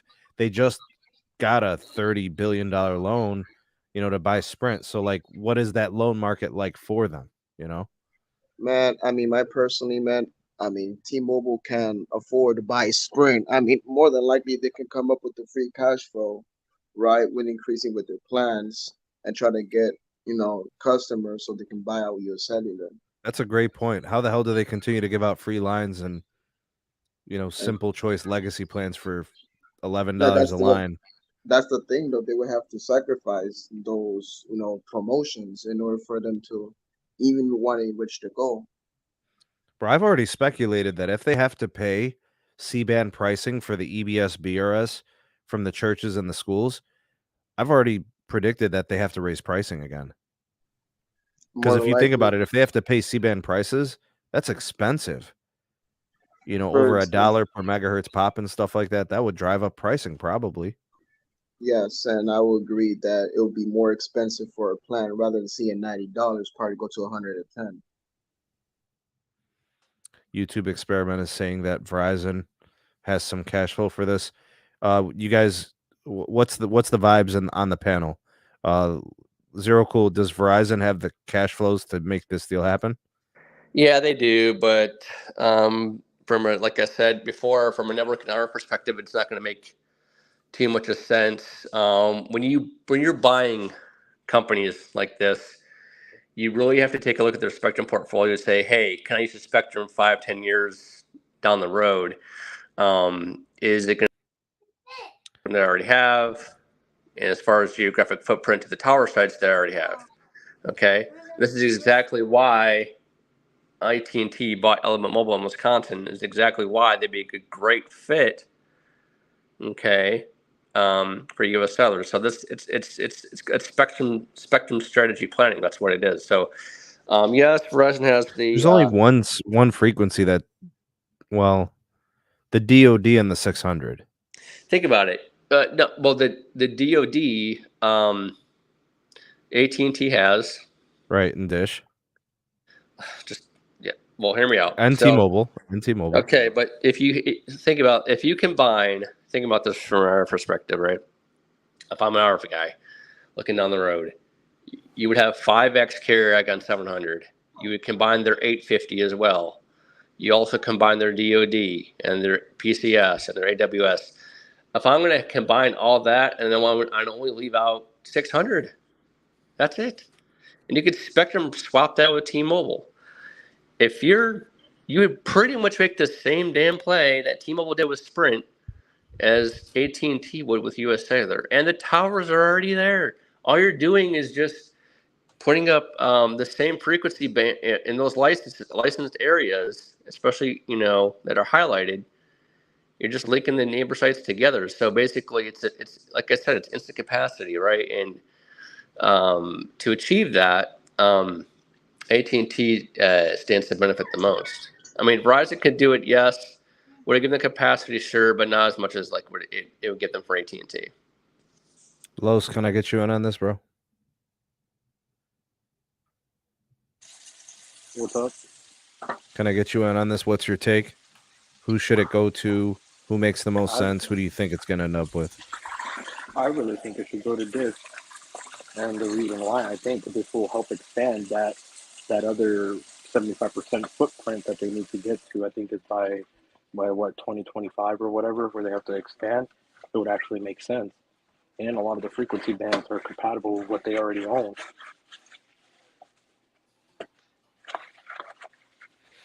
Yeah, I mean, how much help does Dish really need, man? How much does this help them get to their targets? And just make some owners of tower sites too.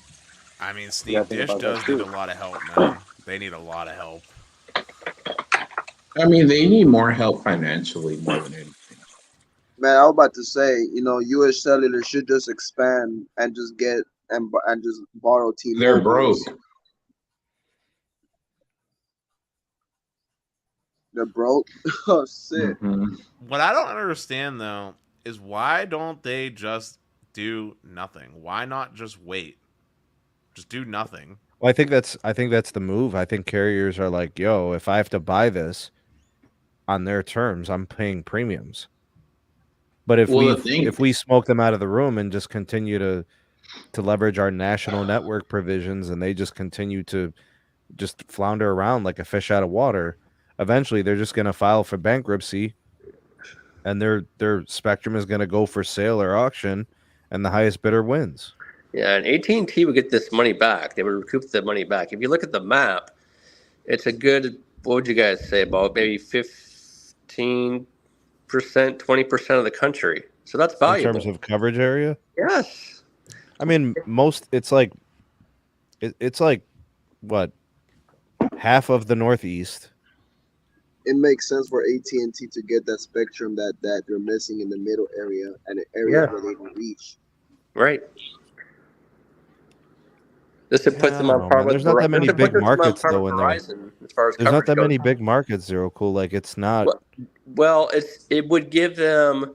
It's rangy, like it's like when you look at Right. North Carolina and stuff, Yeah, we put them definitely on par with Verizon as well. So I mean, like I said, AT&T's playing the long game with the fiber.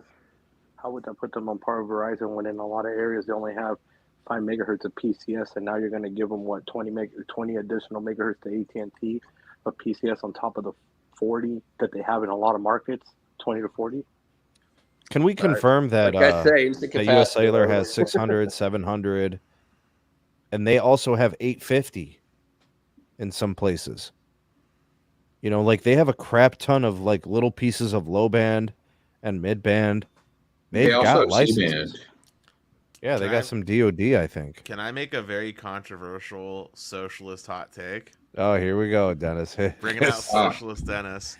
What if we had the government just buy up US Cellular? Oh man, I knew you were gonna do it, bro. And then what? And then what? Go on. And hear me out. Oh god. Have it be a state-run carrier that's sole purpose is to do the whole broadband connectivity thing, right? Like the government's been making a big push to getting broadband connectivity. Let this be the anchor point to serve those rural customers, generate some revenue from the roaming, and just make it like a government project and reclaim that spectrum for other government needs. Yeah, they got some millimeter wave southwest of the house. Let's just let TikTok buy US Cellular. That way the Chinese government can look over us. I mean, hey, at least TikTok got money. At least TikTok got money. They would expand rapidly to get all that good, delicious data. Harvesting, sir. But, I mean, joking aside, though, I mean, like, I've made my point. Like, US Cellular has an important role to serve in the market. They were an important roaming partner. And I'm saying that it is detrimental to the balance of competition that we've been able to benefit from if they disappear. Any carrier that gets it is going to make the market totally lopsided, and them existing is a good thing. It motivates the actual national players, if they want that continued organic growth, to build their own networks out that way. Like, they serve a point. Like, they literally serve a point for existing. I almost would argue, if the government's not going to buy them, at the very least, I would almost argue that why don't we pull like an automotive industry of 08? Why don't we just give them some funding so they can build out themselves? Give Dish and them some funding. Let's make a fifth player. Why not? Why not have a fifth national player? Give them a big old $25 billion cash injection. Let them build out. But I don't know. I mean, U.S. Cellular is already that fifth player, and they haven't done any much. We'll give them a cash injection with some terms. Say, hey, here's $25 billion. Just all we have to do is build out to here. You know? I mean, I think we're in a 5G area, right? So I think my opinion is, I mean, you really have to look at who's going to use the spectrum effectively to put it to use, to put the assets to use. And the only players that can do that, in my opinion, are Verizon or AT&T, mostly AT&T. Dish just doesn't have the cash. You know what I want to do, guys? I think this is one of those really important moments where we invite anyone from the community to come in and ask questions or make comments on this topic, because I see there are a lot of people who actually are in, U.S. cellular territories. So what I could do is I'm going to go ahead and put the link in the live chat. So if you guys want to hop on the panel, ask anyone from the panel a question or make a comment, maybe offer your predictions or kind of your take on this, the link is there. You can hop on, and I'll allow one person on at a time. Once we get people kind of lined up, I'll have to kind of be quick about it. So just, be as clear, concise, and deliberate with your questions or comments, so then we could kind of rotate people. So it looks like we do have the first person jumping in now, and we're going to see if we can get the device connected. Just make sure when you guys jump in the StreamYard that you enable the audio, give your microphone access to StreamYard, so that way you can speak to us and we can hear what you have to say. All right. So Chuck is familiar with the platform. We've had him on a ton of times. Chuck, go ahead, buddy. What's your take, man? My take is Dish. I mean, we need a good solid fourth. Their assets both would combine. Like I put in the chat just not too long ago. I mean, it would give Dish that established postpaid brand throughout the country, and it would also give U.S. Cellular access to a larger network natively. Yeah, it would be a huge boost for them, but now here's the thing I worry about with Dish. What if they end up selling a year, 2 years, 3 years from now? They just basically got all that as a stimulus and then they bounced. That sounds like a Charlie move to me. Exactly. That's my only fear, is that Charlie's like, oh, thanks for all the coverage. Thanks for all the territory. Thanks for the 4.5 million customers. Well, I'm going to Vegas. Yeah. Yeah, AT&T would buy Dish at that point. That's exactly what Charlie's move is. That's one of those things. I think, he's very unpredictable. He's the wily veteran. He'd rather litigate than innovate. And, I think he would just leverage those assets to his benefit.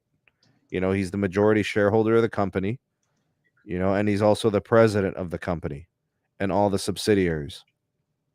He's dangerous. So helping him may not actually be good, but helping Dish become more viable nationally is good. Hey, Steve, can I say something? Yeah, go ahead, man. I really want to see Dish buy out U.S. Cellular, because I really want to see Dish buy out U.S. Cellular, because it doesn't make sense for these three carriers to buy something, and they're already big as it is. We need a fourth competitor, as we used to have 4 years ago, and we need them all to be very competitive, especially now that we're in the 5G era and we also have fixed wireless and stuff like that. So why make the big three even bigger than what they already are now? Agreed. Yeah, but I think exactly. I think you could tie up some of the, you could regulate some of it. Like, you have to, like, what the one thing that Dennis said that sticks up in my mind is, closing the digital divide, like force them to have to offer fixed wireless access. You can even impose a pricing construct for affordability. Hey, we'll facilitate this transaction, but you're gonna have to scratch our back and help these people. and put that into binding terms and have it involve penalties and, retroactively fine and all of those things. I think there's ways to regulate it, but, you have to do it so it's good for people. We still need a competitive marketplace. We can't run the risk of making it worse than it was pre sellout of US Cellular. Or it would also be nice as how the FCC is giving money to Comcast, AT&T's Charter, and all these other ones that they can fund the carriers where they don't have coverage available and there's people living there. Yeah, I don't know, man. It's definitely interesting. I thought this was the news of the week, actually. You guys agree this is a big story? It was actually the news of the day. It's the news of the year. This is the news of the year. It is a big story. It really is, though. I mean, look, I don't think US Cellular is a good company. I think that their plans are garbage, but I also don't want them to go away. They're a necessary evil right now. Like, so here's the one thing I want to mention, Dennis, because it was one of your points previously. There are a lot of people who were paying more money for cellular service with a regional provider than they were with Verizon, AT&T, or T-Mobile, because the big carriers have national pricing. Regional carriers don't have those scaling economics, so sometimes they have to charge more money in order to get a return, and their profits are still very mid, So actually, a national provider can afford to give US Cellular peeps better deals on services because of the scale that they can produce. Right. Hey guys, what does that coverage map remind you of? That's the right answer. Sprint. T-Mobile from the early 2000s. Yeah, and who got bought by Sprint? Come on, guys. AT&T is going to buy this company, and I almost guarantee you, everybody is going to say, "Oh, thank God we have this capacity. We'll have, fiber internet probably too eventually, right? It's a win-win." So AT&T is trying to buy some provider in, I think, Nebraska right now. Yeah. Yes. I mean, so come on, Ghost of Randall. I mean, hey, look, you're talking to the guy that loves his AT&T service, so you're not going to hear me crying if AT&T has it. But I'll tell you, like your Comcast. Bro, what happened to Comcast, dog? I mean, we're talking you're about dissing Daddy Roberts. Okay, hey, yo, I have an idea. I hope you can hear me out. We're talking about. I mean, we're talking about the good of consumers, right? Like, I know, even though I love my AT&T, that if AT&T gets that, it's not going to be good for the industry. Go ahead, other person. Hey, I have an idea. What if AT&T buys them out and just creates a US Cellular as another blanket company like they do with Cricket? And they like a prepaid? They just mix that spectrum into their spectrum and just expand the brand itself. They might as well just bring back Singular. I still have a Singular flip phone. I still have a Singular flip phone at my dad's house. Bro, when AT&T bought it, I used to have the Singular network and it still said Singular for like a certain time when I had the Go phone. Hey, Singular sucked balls though, man. Don't bring back those days. Hey, I love Singular. Oh, look at that sexy phone. Look at that sexy phone. Oh my goodness, that's a throwback. You're muted, so cool. The Singular days were not good. The Singular days were not a good time for AT&T. In fact, I've said this before, but the AT&T acquisition of Singular went down as one of the worst merger and acquisitions. It was a case study in my undergraduate program for IST at Penn State. One of the worst mergers and acquisitions. Even though it was a worst acquisition, I can always disagree because I never had an issue with Singular during the time, because even though the integration, like the case study covers the integration, the different technologies, the hurdles and the issues that AT&T faced. Like it, I still have nightmares of that paper to this day, because I wrote like 10 pages about how badly AT&T done effed up with their thought process and procedures when they did that integration. Yeah, I think the DirecTV merger was worse. Oh, that's the worst merger. We're not talking about from like a company standpoint. I'm talking about like the actual procedures that went into it, man. They botched the integration so badly when they were converting that CDMA tech, because Singular was CDMA before AT&T acquired them. They weren't GSM? No. Oh, damn. Okay, how they're CDMA? They're using SIM cards. It's go to Penn State IST. I want to say it was 230 or 250, whatever the class was. Sit in on a lecture when they go over that case study. It's nice and long. It's nice and long. It's like now wait up. pages. I'm sorry. Go ahead. I apologize. Man. Go ahead. I mean, we're just getting off topic about the old days of Singular. And Wasn't we were talking mergers and the difficulties of the integration process. Gotcha. I was reading MS's comment, and I vehemently disagree. Now wait a minute. The only carrier to help people in rural areas is US Cellular and T-Mobile? He said Maine. He said Maine. Okay. All right. T-Mobile used to get their roaming access from US Cellular. Verizon's in Maine. Verizon's definitely in Maine, but yeah. And even before LTE, maybe speaking to a specific region or something. It's possible. Yeah. I don't know. Gallup tonight, boys. This is good news. I mean, hey, I went grocery shopping and got an 18 count of cookies for 99 cents. It was on sale for 99 cents at originally $6. Bro, cookies? Chocolate chip. Chocolate chip? All right, man. Bro, I got 2 chocolate chip bags of cookies and brownies, and they were 2 for $7 at Costco.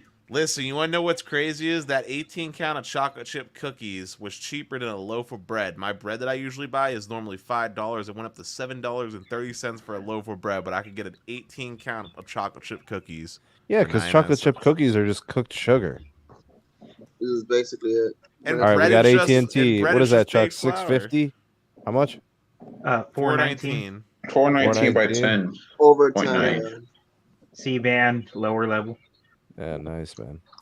Is the uplink better when you go upstairs, I assume? Yeah, but it doesn't get crazy different. You don't get that 100 meg upload like I do? No. MS says that the real rural areas Verizon roams on US Cellular in Maine. He's not wrong. I remember reading news articles during the pandemic about how legacy Verizon customers on the grandfather unlimited plans were getting kicked off due to excessive roaming. I remember that. Yep. That was Sprint. With a lot of truck drivers I knew, that anyone that had Sprint, they all got kicked off their plans, discontinued for roaming. We're talking about a pandemic that caused, traffic to go to levels that, the country hadn't really seen. And then you're talking about differences in mobility traffic, people being stationary in one place. I mean, I don't think that's a fair assessment. No.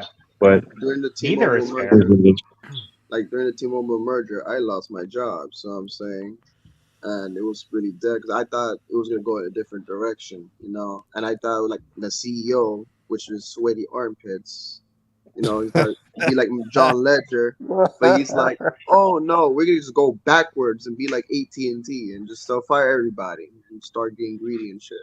Oh damn! They hit him with the cookie promo code. The grocery store did a deflation promotion on the cookies. I mean, they really might have, man. Market District, which is where I like to go, they were doing like construction shit. But when I was in the store, man, they had the cookie deal going on, and then they were giving out free cans of root beer to everyone. Just a free can of root beer.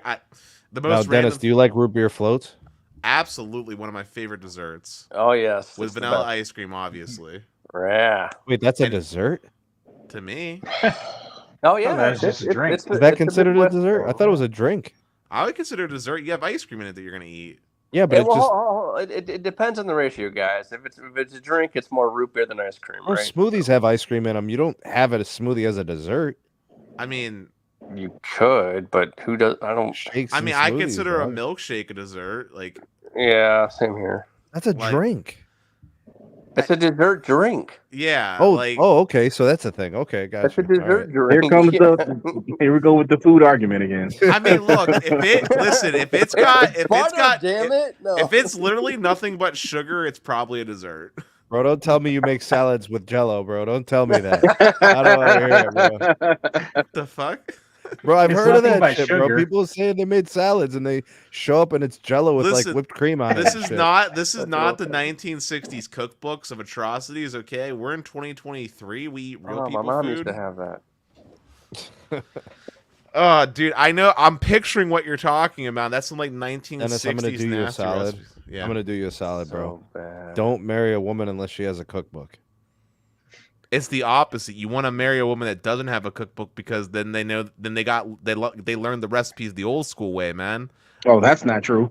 No. Listen. No, No, no. Nah, Don't marry listen. somebody that gets their recipe off TikTok. Listen. Hold up.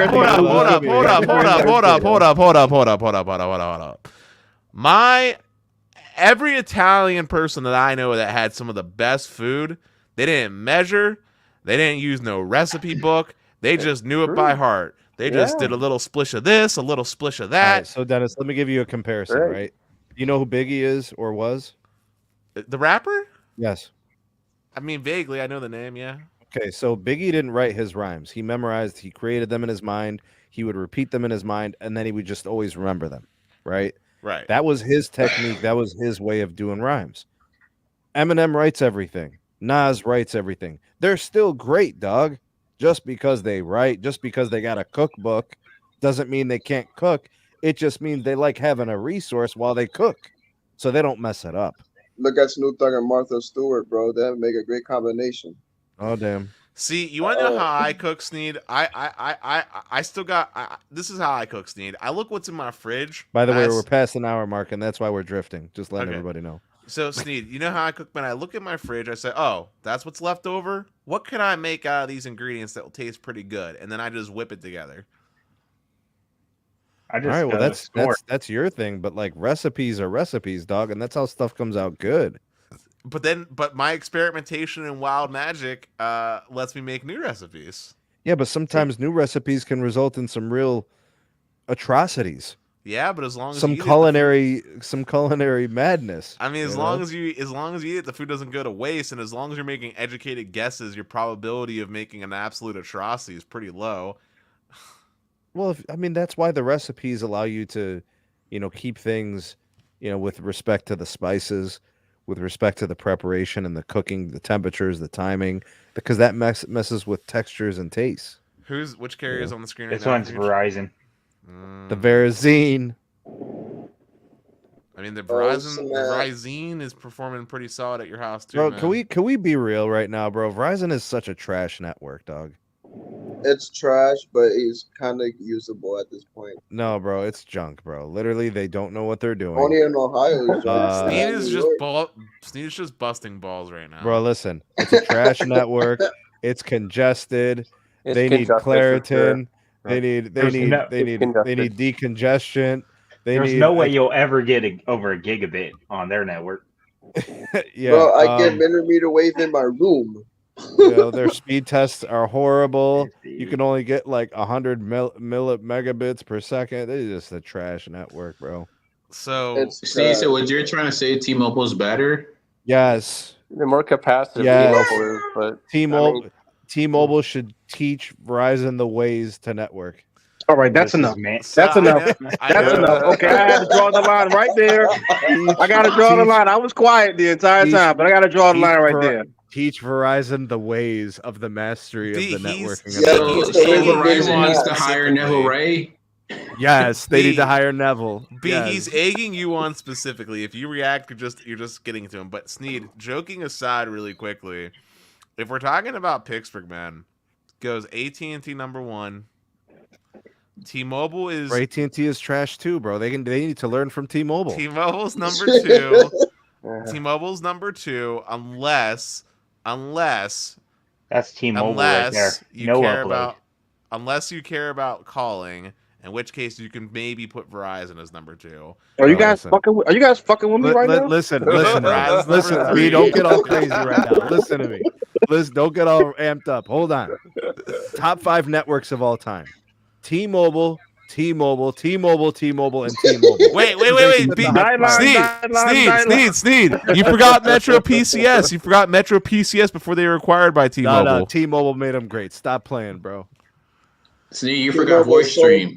Voice Yeah, stream. We gotta voice stream. 2G. Hey, Yes. I'd be like, you'd be so great that it hacked about at least 1 million times in a year. Bro, listen. Here's what we gotta do. We need to give all of Verizon C-band to T-Mobile so they can do it right. That's what. So they can screw America. So they can do it right. Sneed. What No, T-Mobile needs? What T-Mobile needs is all of Verizon's band 13. Give T-Mobile all of band 13, and let them show Verizon how you do it right. T-Mobile. Well, according guys, to people, just more T-Mobile's network was capacitive built now. on a PCS tower grid, so they don't need it, bro. They're just more capacitive now. We have to wait till Verizon to catch up. Thank you. Every single site But with Verizon C-band. is never going to catch up. They're always going to be mustard. They'll never catch up. All right, I'm triggered. All right, guys. You know what? All right. You guys clearly don't care about my blood pressure. Clearly. Listen. Not even AT&T can. These are just the facts, bruh. All No, right, hold we're on. taking this to Reddit. Wait till 12 Reddit. gigahertz comes out, then it's game over. Verizon wins. I mean, I will just say, B, I wasn't joking about the order in Pittsburgh with AT&T being number 1. Bro, you're so full of it, Dennis. There's no data to prove what you're saying. Pittsburgh is Pittsburgh, everybody. Hey, remember how everyone thought T-Mobile lagged on LTE? They were actually the first one because Metro had the first LTE site. Facts. That is correct, sir. Facts. Yeah. What does that mean? That means they had LTE first. Yeah, they did. You guys want to come up here with zero zilch coverage and complain? Come up to the Oh, UT you know what this reminds me of? It's like, the first person to hit a 3-point shot, whoever that was, good for them. But like Steph Curry has hit 1 million threes ever since. Yeah. But yeah, somebody hit that first 3-pointer. Yeah. It was Neville Ray. It wasn't LeBron James. Hey, big shout out to Green. Appreciate the support, man. Always helping out the channel. They didn't own the site yet. Yeah. But Good evening. Now that AT&T site. has 80 megahertz on air of 3.7, is it really a problem to have no 3.4 or 5 support on the device? Not really, but next device that you have, you want to get access to it. It's good to be on 120 megahertz compared to 80. That's some good throughput. And by the way, depending on the way that these towers are configured, maybe the 3.4 or 5 travels further. Maybe it helps with uplink. I don't know. Right? So you want to make sure you connect to all your assets. You're paying full network access, right? So you want to get access to all the resources. Dude, can I just say the people that I meet that are still using, I'm talking some old ass LTE phones. Bro, if you got an iPhone 10 right now, right? You're on LTE, right? And there have literally been 4 auctions since then. And there have been 3-4 different network initiatives from each company. FirstNet has happened. DoD happened. C-band happened. mmWave happened. CBRS happened. All that happened since the iPhone 10. Bro, it's worse than that. It's worse than that, bro. Newer. I wish they had the iPhone 10. Bro, I know people that are still using iPhone 6S's, Sneed. I've recently seen, I think, a 6 Plus. That was absurd. And they're not good people. The 6 Plus isn't, dude. The 6 Plus isn't even certified by Verizon anymore. 6S and later. But it's a Volti phone, isn't it? Doesn't matter. Verizon has it. The 6 series is no longer certified. It's 6S or later. From Not All right, let's get to MS. It's not he's a even member supported by Apple anymore. Yeah, MS, a member of the channel. He said, "Seriously, guys, what is causing Verizon to need to have airplane mode flashed a few times a day? The scary part is that it blocks calling until airplane mode is flashed. Then it's fine, bro. It's very clear. Verizon's a trash network, and they don't know what the hell they're doing. Wait, no, seriously, what is MS talking about? I don't know. Some must be going on his site. Probably it's probably No, localized. this happened to me several times, and with my Verizon call, it doesn't block calls, but the data just out of nowhere on 5G ultra wideband gets stuck. And it doesn't go nowhere. I'm like, is it my network working or not? So I had to turn on airplane mode so the network can load. This has Hey, happened B, to I me heard several that you're gonna times. get layer 3 installed this week and disconnecting FiOS. Oh damn, layer 3, bro. Oh, shit. Oh, So shit. wait. So Verizon. You know what I bet you it is for Verizon, Sneed? Because it's 5G specific. It probably has to do with their standalone core. I bet you it's like a pathing, like a routing issue for how they're like network managing. But they're not doing SA over voice calls and no, it handsets. wasn't calls. Jay said it was about data only. He said it wasn't the calls. He said it was data. Yeah, but they're only doing that on data only devices. They're running SA traffic. My cousin has Verizon, and she's been complaining a lot that her calls drop here in Houston. My call Yeah, signs this actually dropped network, too. the network upgrades are probably just got the network all over the place, man. It might be like this probably through the rest of the year. I think what they're doing is the reason why so many drop calls. They're probably preparing to launch their standalone network. To be toggled on and off on iPhones and Android. So I think that's what they're doing. So let me give you guys perspective for Cleveland, right? How about this, bro? T-Mobile's been running SA 5G in the Cleveland market for like the last year. Okay. It feels and looks and behaves very experimental. I got web pages timing out. I got video buffering, and I got 600 megabits per second down. Right? These are the crazy things that I see on an experimental network that just feels like it's all just too green. You know, I don't think that these companies are really through the growing pains of this whole 5G thing. You know, I think a mature 5G network is still probably a year or two away. Oh yeah, absolutely. I mean, if you think about the optimization of it, it's a huge piece, and I'll tell you why. When I was at Verizon, optimized the VoLTE.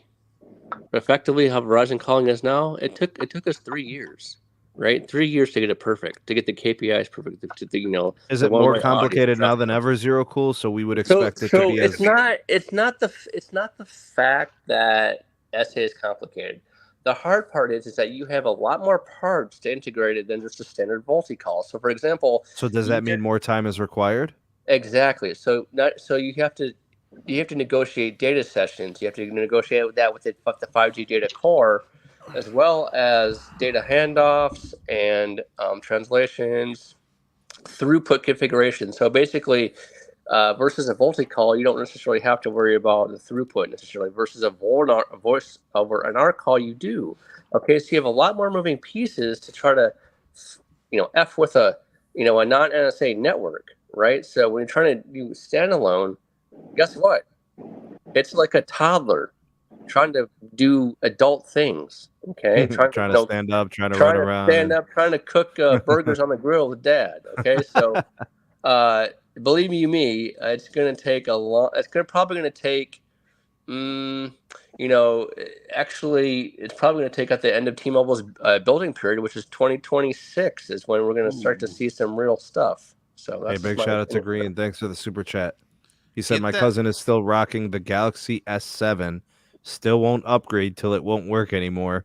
He's replaced the battery several times. Get that poor man a Galaxy A53 5G and watch his eyes light up when he realizes how much he's been missing. Or an A23 5G, either one. I'm using big shout out to Joe. Thank you, man. 5G. Joe with the comment. He said, happy Verizon has both nationwide 5G and 5G UW almost everywhere I go in my county. Next year, I will change plans to get ultra wideband access. So Dennis, why does Verizon suck in Pittsburgh? Tell us. I didn't say they sucked. That wasn't the wording I used. No, you ranked them last. Go. Tell us why they suck. Do it now. I didn't rank them last. I said Dish was last, but Verizon's third on the list because AT&T is really strong, right? Like they're just well-rounded. Everything hits hard. T-Mobile's got data performance, lock and key, texting is good, and call quality, while it's not the best, it's definitely not as good as AT&T, and it's not better than Verizon's. It's good enough, and most people care about data. Verizon has good call quality, good texting, but their data performance is slower than AT&T and Verizon, or AT&T and T-Mobile, And for my use case, I'm not using Verizon as my primary call line. And so when I'm using them, I'm looking for data, and they're the slowest when it comes to data. They're the slowest by far in comparison to the other two. And my experience, they're goat. And if you remember when I told you about my frequent power outages I was having, Verizon was the first one to shit the bed. T-Mobile shit the bed with them, from raw saturation of network usage, and AT&T was the only one that had capacity left over to handle. All right, let me ask Carlos the question then. Carlos, why does Verizon suck in your market? I am triggered. This conversation has got to stop. Okay, so you were asking a fictitious question. Do you have a fever? All right, Los, you're not going to answer it. I'm moving on. B, why does Verizon suck in your market? Hold on. No, but I'm just saying, do you have a fever? No, bro. Listen. They're the only ones that will work where I go. Bro, listen. Everybody else will be dead. I saw the commercials. Carlos isn't lying. No, Carlos hold on a lying. second. Verizon's hold a damn second, all right? I see the commercials. T-Mobile's the GOAT at 5G. They got Tom Brady. They got Gronk. All right, they got the British dude wrapped up in ropes in jail. All right, they're trying to free us and liberate us. All right, they're liberating us from AT&T. They got Miley Cyrus. They got Miley Cyrus. They got Dolly Parton. You know, Dolly Parton. I don't even use 5G. The only time I use 5G is for damn videos to do testing. Los, are you going to tell us why Verizon sucks in Vegas or not? They don't suck in my state, period. And in California, where I go, in the middle of the Arizona desert, all right, in the Carlos middle is of the Utah capping. desert, That's enough. It does not suck. Carlos is capping. That's enough. We're going to They're B. the only Why does ones that have Verizon coverage. suck in your market? Carlos is right. I used to run all those states up and down every week. B, tell us why Verizon sucks in your market. I refuse to answer this disrespectful question. I will not play these games. I will not play this. I will not play these games. Let's be realistic. Are they losing customers because of the plan or coverage? It's because of the plan. You said because of plan or coverage? Uh-huh. I mean, their coverage, I mean, they still have arguably the largest network in the country. So you can't really make the argument that they don't have the coverage, because like if somebody's going to leave a network because of coverage. But what I'm saying is that yes, they have the largest network in the country, but is it as reliable as it used to be? Oh, absolutely. Okay, so that's a different topic, right? So you're basically saying, do they still have the same networking chops that they had 10 years ago? No. What? Verizon. You told me the data to substantiate this ridiculousness. What are we talking? What? Well, if the question is does Verizon have the quote unquote lead of 10 years ago? No. Well, that's not what he said. He said the reliability hasn't gone down. Now the lead, because if it's a networking issue, they're leaving Verizon to go to a different network because the other network is better. Well, no, it's because the other networks are good enough. Just because the other networks decided to wake up and actually build a reliable network that works doesn't mean that Verizon stopped. But then that would be admitting that those networks are lesser. No. Marketing tactics. It's a catch-up game, right? It's like when Spectrum is available, you got to catch up to build it out to optimize. Exactly. Verizon's doing. They have to do the same shit when 12 gigahertz comes out, and once that happens, then, like I said, it's gonna be game over. But to answer your question there, Sneed, why does Verizon suck in my markets? Because even though Verizon's, the majority stakeholder, there's just not enough towers here. So they need a tighter grid. they need to build some towers. There's space, they have like T-Mobile spacing here. It's like, So. Verizon does need to build some more towers. They do need to build some more towers. Oh my god. All right, Chuck. Why does Verizon suck in your market? They don't. They're GOAT. No, Chuck. You're not playing along. You're not playing the game. Thank you. No. Thank you for breaking up this ridiculous bullshit. Chuck, what you want for dinner, man? Because they're not pink. You Chuck, ain't helping me, bro. they- You ain't Chuck, helping me right now. Chuck, what you They want for don't dinner, give man? away I got a free cookbook thongs right every here. Tuesday You ain't helping me, Chuck. I need Jay right now. Jay, why does Verizon suck in your market? because Man, they're they not giving suck away free thongs every Tuesday. No, I'm about to say no because they got their customer service never answers. They close too early. You know what? Yeah, They got customer service. I customer have service. I have a big Man. one that I actually ran into with them yesterday. Oh damn. We had someone that was missing. We had to get a detective missing persons case.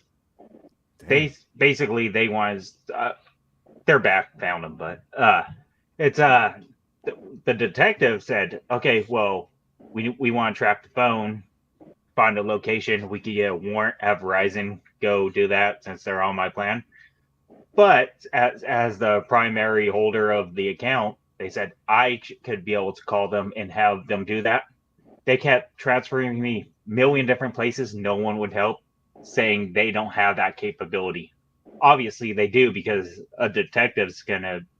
Obviously, they do that all the time. Yeah. Well, generally, you need a court Yep. order. You can't Yeah, just call right. and ask. Like, generally, you need a court order for that. A court order and police presence. Yeah. Yeah, but the detective itself was saying, as being a primary account holder, I could authorize that, get the ball rolling quicker than they can get that court order. But All right, we're gonna go back around here. Dennis. Dennis, what? Yeah. Why is T-Mobile so good in your market? I mean, sincerely, they're so good because legitimately, they finally stopped doing cocaine and upgraded the back off these 5G UC sites. T-Mobile, not Hunter Biden. They actually work now. We're talking cellular networks, not the White House. Well, my engineer, as someone on this panel used to say, was clearly someone that liked to do cocaine and alcohol, and they clearly stopped and got clean. So now the network works. Damn. No, I mean T-Mobile. Listen, I'm content with my T-Mobile. I'm not joking. I'm actually content with it. All right, let me get Los in here. Los, why is T-Mobile such a goat carrier in your market? They're not as good Los as with this the empanada. empanada. Yo, Los, Cuban is that empanada. chitlin loaf? What is that, Empanada. bro? This is a Cuban empanada, dude. Oh, Yeah, snap it empanada. is. Yeah, Yeah. Yeah, bro. I Is be it real making these, flaky, bro? What Is that kind deep of- fried? Yes. Oh yeah. Yes. Oh, Yes. Yep. Yes, Those bro. things are Yes, I good. just made some. I made Those a are bunch of good. them, Yo, bro. so and Los, cooked tell some me, chicken. man, why is T-Mobile the goat in Vegas, bro? Bro, the go, bro. All they're good is for data speeds. That's it, bro. To show speed. I mean, Carlos, look at his profile. Carlos, you fronting a little bit, bro. When I was down in Vegas, T-Mobile was legit. bro, my phone. I can't live stream. That's not what Edmund said. Edmund was not down in Vegas with me at CES. Yo, somebody he was get the Key biggest on T-Mobile the show. link, bro. Get Key on the link. Oh He's gosh. the biggest T-Mobile Oh show, no. and he even agreed with me. Oh no. All right, B, why is T-Mobile the goat in your market? They are not the GOAT in my market. Where are the receipts? Rootmetrics.com. They have it available. Public damn. information. Hold Public on, information. hold on, B. Hold on, B. By Verizon, What about bribed by umlaut? Verizon. What about umlaut? Who the hell is that? Is that somebody from like the medieval time? I don't know who that is. I never heard of them in my life. Umlaut. That sounds like a disorder. I never heard of those people. Oh damn. Zero cool. Why is T-Mobile the goat in your market? Okay, so T-Mobile does not have a store presence in the UP at all. Damn. They don't have a Okay. single damn store. So the few towers that they do have, might as well hang some Christmas lights on them. So that's about all I can say. Watch out for those planes. Chuck, why is T-Mobile the goat in your market? Free pink thongs. Ah, damn, the T-Mobile Tuesday joints, right? Yeah. Nice. Hey, Jay, why is T-Mobile the goat in your market? because they work in my basement. Ah, damn, that's a good reason, man. Hey, all three work in my Damn, basement. and you're in the same area as B. Yeah, and I What got about- the Mint Mobile Tello. They actually used But to. they're all on the same tower, just down the street from me. They all three. Yeah. While lucky you. Verizon has no signal in that in my building in the bottom. Yo, Brandon, why is T-Mobile the goat in your market, man? The market share is pretty high, and looks like a lot of the Sprint engineers flipped on over to the T-Mobile side. You got that right. Yeah. What? Yep. They all got fired. Yeah. All the Sprint engineers got fired. They all got Yeah. laid off and fired. And now they work for Dish. Well, I mean, they may have applied at T-Mobile. They got fired from Dish too. Yeah. Oh, T-Mobile doesn't have engineers. They outsource that too. And yet somehow in some way they're able to give me some pretty awesome speeds. They don't have any customers. They don't have any customers? That's how they get fast network. They were on par with Verizon in my area. It's Yeah, not, they it's are not here the, too. It's not the 150 Hold on. megahertz of spectrum that's on air. Hold on, Dennis. I mean, shouldn't they have that much? They've been transmitting. They've been hold on. doing Los They got were a- neck Los- and neck. Los got a bone to pick with Dennis, bro. Go, Los. Go ahead. Pick the Go bone. ahead. Hold on.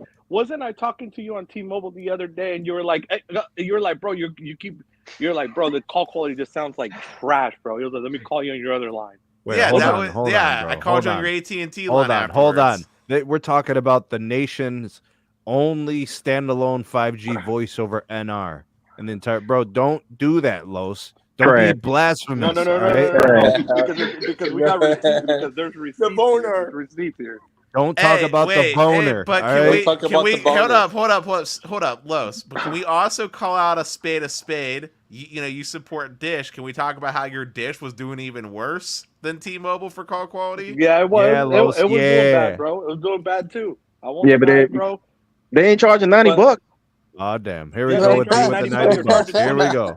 More chicken. Bucks. They ain't charging $90, There's a man. difference between $25 chicken and $90 chicken. Tell them, Los. B, Tell them, listen. B, Los. listen. This is a The cute network, conversation. T-Mobile's network is so good they could charge 180. They're getting my ducats.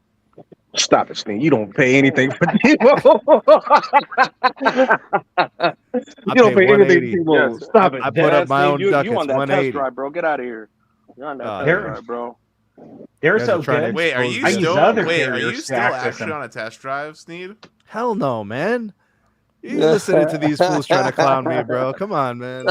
Sneed I is mean, you're on the it. one. pass, You're the bro. you're the king clown here. You started this clown fest, Bro, what you mean? I'm Every- talking every- facts. You just can't handle it, bro. Every 3 months, bro, he's on a new network pass, bro. Don't listen. Los, that's some bullshit. You try to act like I'm just scheming everybody, man. Sneed, you know what, man? Sneed, you know what? I want you to just switch to T-Mobile then. If you think they're the GOAT, switch to T-Mobile. Switch your whole- Absolutely, bro. We're gonna move the whole thing. All the Verizon Home Internets, we're going to T-Mobile. All the lines, we're going Look to at that. T-Mobile. Hey, Sneed, so, Everything. hey, Sneed, so are you going to cancel Capacity AT&T fiber? Actually, you know what I'm gonna You do? don't- That's right. I'm gonna take a Mint Mobile line and I'm gonna put it into a Nighthawk, and we're gonna hotspot the whole crib, bro. Hold up. Wait, How do I make capacity on my Los? house. How do I make Los bigger? How do I make? Wait, solo layout. What is that? Look at that beautiful T-Mobile. Sneed, Carlos, airplane mode it, dude. You're not on. I see the icon. It's just 5G, bro. Yeah, it disappears right after the download is done. Listen, For man, some odd reason. that's a lot of usage. T-Mobile holding it down, bro. They're holding the title. Yeah, don't require. Bro, airplane- airplane mode it. Airplane mode it. Don't require. Hold it down. hold it, Yeah, that's a hold it, hardware hold it. failure. That's a hardware failure. That's not the Yeah, network. It's hardware. It don't require T-Mobile a has no 2.5 service carried on by the on house. UC, which is crap. Lois, do you have any 2.5 there? You know where my tower is at, dude. Well, not really. You moved. I gotta look again. Yo, Los, you're holding it wrong, bro. Chill out. Bro, when I was down at your office with How's that T-Mobile, I was iPhone 4? getting like 800 meg at your office, bro. Not anymore, Oh, he screwed the pooch on that one. Look at that. bro. At the office, I'm lucky if I Ah, can get shit. 50 We got a now. moose sighting, ladies and gentlemen. Yeah. There you go. Yeah. I bet you'll drop a ball here too. I experienced the 100 megahertz today. Oh, snap, Moose. Tell us And, about it, bro. I can confirm that it is in specific locations as of today's maintenance window, right? Which was Moose, last Pittsburgh, night. one of them. No, remember, 100 megahertz is only in Dallas. That was the only market that got it, right? What about 80? On the What about AT&T 80? side. The 80, well, we still have until Tuesday, right? So Tuesday is going to be Los Angeles, and that's going to be where we really see, man. Where we really see, because see in Dallas, places that we're getting in the edge, 10, 20 are now getting 100 easily. Yo, Moose. Yeah. You want to hear something crazy, dog? Go ahead. This week and probably next week, AT&T actually has a faster network than Verizon in Cleveland. It has even a faster network than T-Mobile. Yeah. It's right on par with T-Mobile. Literally just with going from 40 to 80 megahertz of N77. Yeah. But you know what's still to come, because a lot of people have been asking, I've been getting, text messages. They're like, is this thing aggregating with the DoD? Yes, it is. Not on an iPhone. Yes, it is. It's not on iPhone. Not yet. on an iPhone. On It's iPhone, not no. on the Galaxy 15, S23 baby. it will. iPhone 15, baby. No. Sure, a 15 might do it. S23 and Pixel 8 Actually, seem to be. I'm gonna tell you. I'm iPhone gonna tell you 15. this, Moose. iOS 17 on the developer. Yes, it does. Well, listen, Rob's a good man, friend of the channel. He says, what about Washington, D.C., Maryland, and Virginia? Listen, just get T-Mobile and call it a day, bro. Don't even worry about the C-band BS. I mean, actually, hold up, Sneed. Actually, have you been down to DC recently with T-Mobile? Because they're actually really good down in DC. I hear they're very good there. Yeah, they're very absolutely. good. They're very good. Like, that's not even a joke. Like, I'm being But dead that's my serious. point, bro. Why you want to mess around with C-band and the FAA and higher frequencies, bro? Wait, who is N41's that? the goat, Who's got bro. 281 up right now at your house, Chuck? Well, this is fiber giving me 100 megabits over what I'm paying for. Who's your damn. fiber? AT&T Who's your- fiber. Oh, it's the daddy of the fiber. I got the Bro, 500 listen, AT&T megabit. I'm fiber getting is almost good and 6 all, but down. nothing's better than the T-Mobile home internet. Real talk, bro. Listen, Sneed, I'd rather chop off my left testicle than rely on that as my home internet. Bro. See, bro, this is the part where I get demonetized for castrations, bro. I mean, Bro, Hey, if he identifies, it's okay. I still got the right nut, so it's not full castration. Well, listen, bro, you keep messing around with these fiber providers. Just get the T-Mobile home internet, bro. They'll send you the trash can gateway. You be cool, bro. Hey, more fiber for me, man. Part of a regular balanced diet. But Dennis, you're wasting time and money and resources, bro. The fiber is overkill. You don't need it. You do. What do you watch, bro? 720p. You need the protein. Aren't you a weeb or something? Bro, I'm gonna be honest. I've been so busy with work, I haven't even had a chance to watch any anime recently. But you can watch 720p bro, you're doing anime Crunchyroll wrong. Oh, damn. I haven't watched a single anime in like 2 weeks, dude. Not even lying. It's a sad day in hell right now. Hey, is that like Pokemon and stuff, bro? I mean, Pokemon's a cartoon. I guess you can consider it an anime because technically a Japanese cartoon. So. Pikachu's and stuff, right? I wouldn't. I mean, I'm thinking more some Dragon Ball Z. Yeah, I remember that. Yeah, So T-Mobile 5G operates. Pikachu, Pikachu, pew, pew, pew. Oh, damn. I'm being accused of... I'm being called a T-Mobile show. Come on, Green, man. That's not true. Listen, come on, bro. Sneed's got the pink thong riding up his asshole right now, okay? That's why he's talking. He's clearly an AT&T shill. Oh, man. That's Dennis, bro. Yeah, unfortunately, AT&T doesn't pay me for it, but I mean, hey. Hey, Well, Moose, so when's the Big Blue rolling out new plans? Yeah,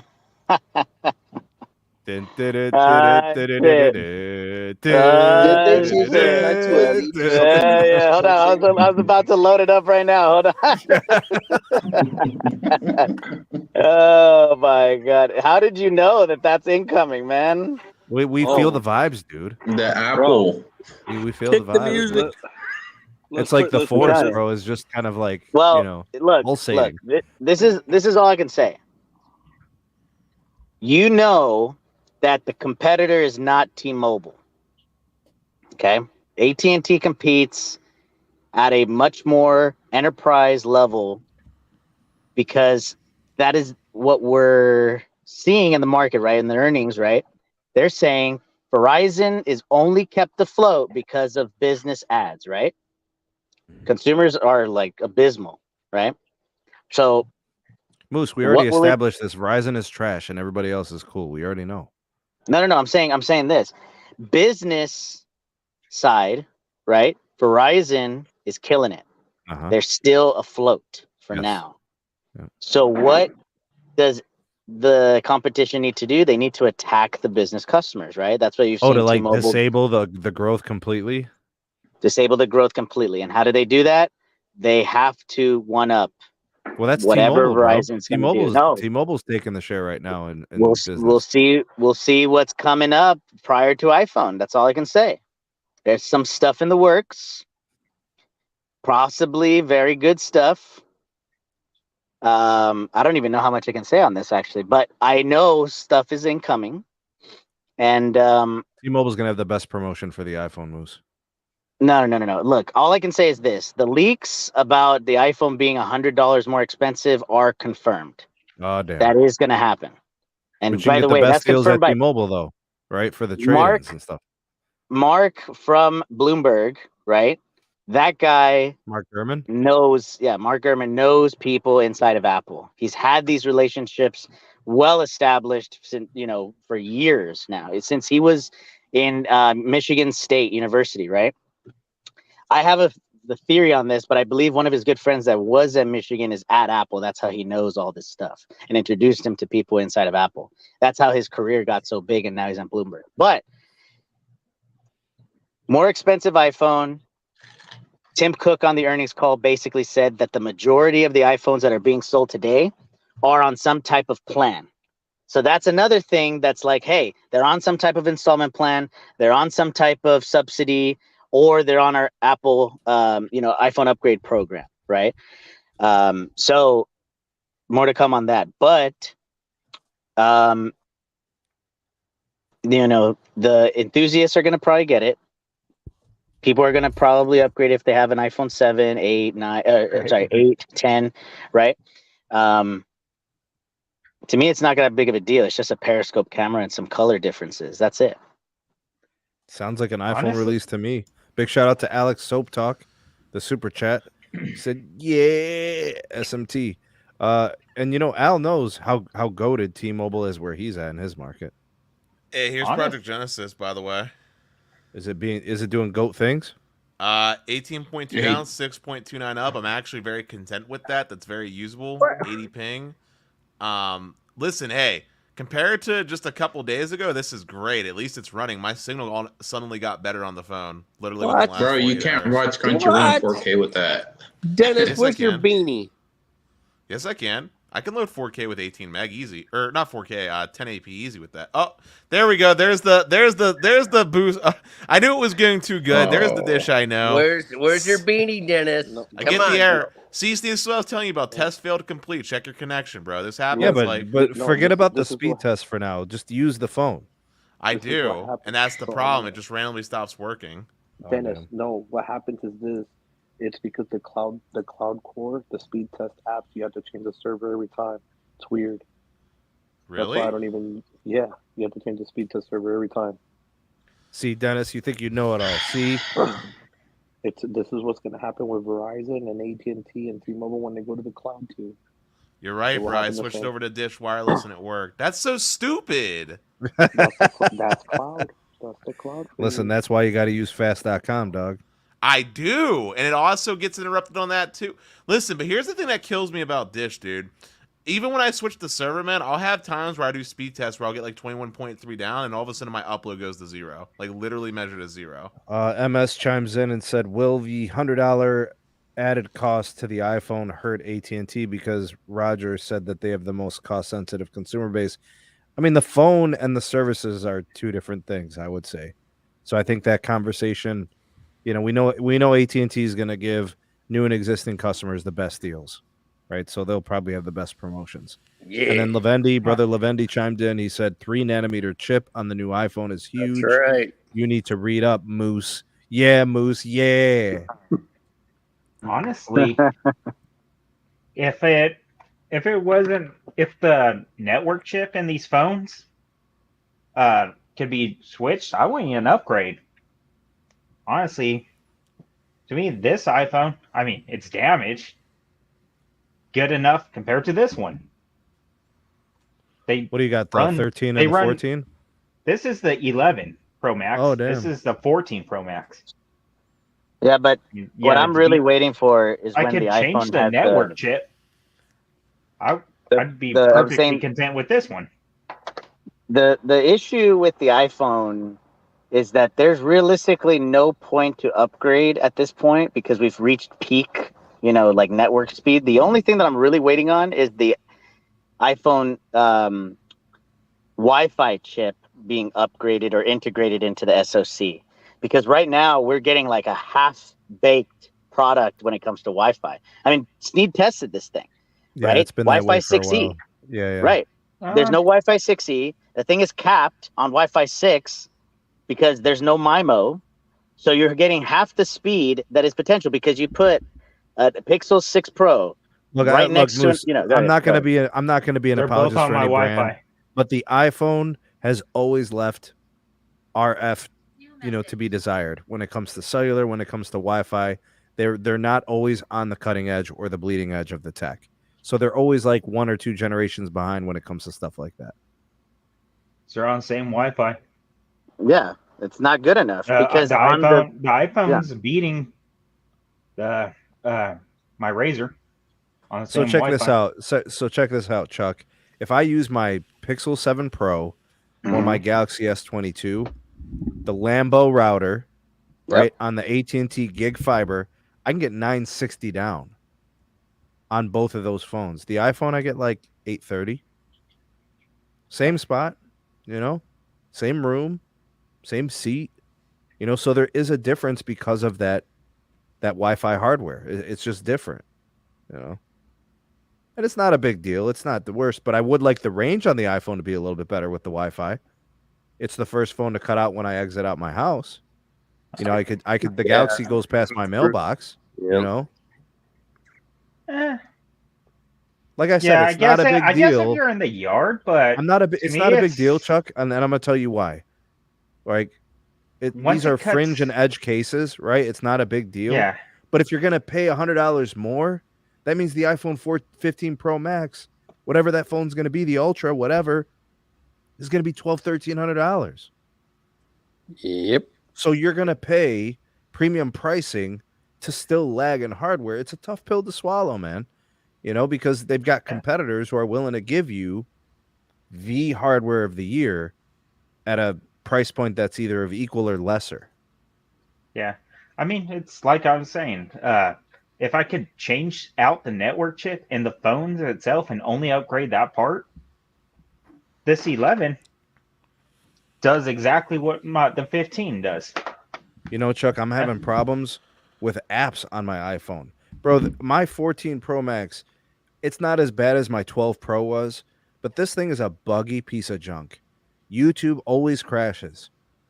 YouTube TV crashes and freezes. The speed test app is unreliable. Yeah, FaceTime is even hit and miss. I don't like it's making me want to upgrade. Well, what I think I want to do is I think I want to download the beta. If my phone is unstable with their general releases, I might as well try the beta. And Moose knows I ain't a beta dog, but I got to try something. Yeah. And their last 2 major releases have been known to be buggy. Yeah, it's giving me a hard time, man. I'm not a big fan of it. I know people talk a lot about the Pixel 7 Pro. I'm not having any problems with my 7 Pro. All the problems I'm having are with my S22 and my iPhone, which are the 2 most expensive phones I have. Right. I'm gonna just. By the way, there was a comment. There was a comment on the chat here about the field test mode. You know why the field test mode sucks on iPhone? Is because back when this whole Qualcomm debate started, who do you think is the primary test device? And who's the primary test company for all the networks? Qualcomm. Everybody knows. Mm-hmm. Never lost. So what phone comes out first in every calendar year with the latest and greatest chip? The Galaxy. Exactly. The Samsung phones are always going to be the benchmark device to test. So, but only because if they have the Qualcomm gear, man. exactly, because they have the best chip for that year. So, and by the way, remember we were. I have to go back in time, man. I feel like I'm a broken record. We knew what chip was going to be on these iPhones back in the summer of 2020 during the peak pandemic. We got a guy on the inside. He was testing the 2 years away modem. Everybody, whoever was not listening to that podcast was honestly so lost. We were literally getting live updates from this year's generation chip. Okay, on the 5G and LTE networks that were starting up in 2020. And we knew then that the iPhone modem was not even close to what Qualcomm was doing. That's why they were forced to do the contract, at least until 2025, to give them enough time to perfect their SoC on a chip, including the modem. So I'm guaranteeing it today, based on what we know from 2020 and our guy on the inside, that the iPhone in 2024 and 2025, at least for the cheaper version, will start having the iPhone modem. You know, the one that they've been designing now for the past 8 years. And it all started from the original iPhone 10 when they fucking the terrible Intel chip. The terrible Intel chip. Everybody knows. What year?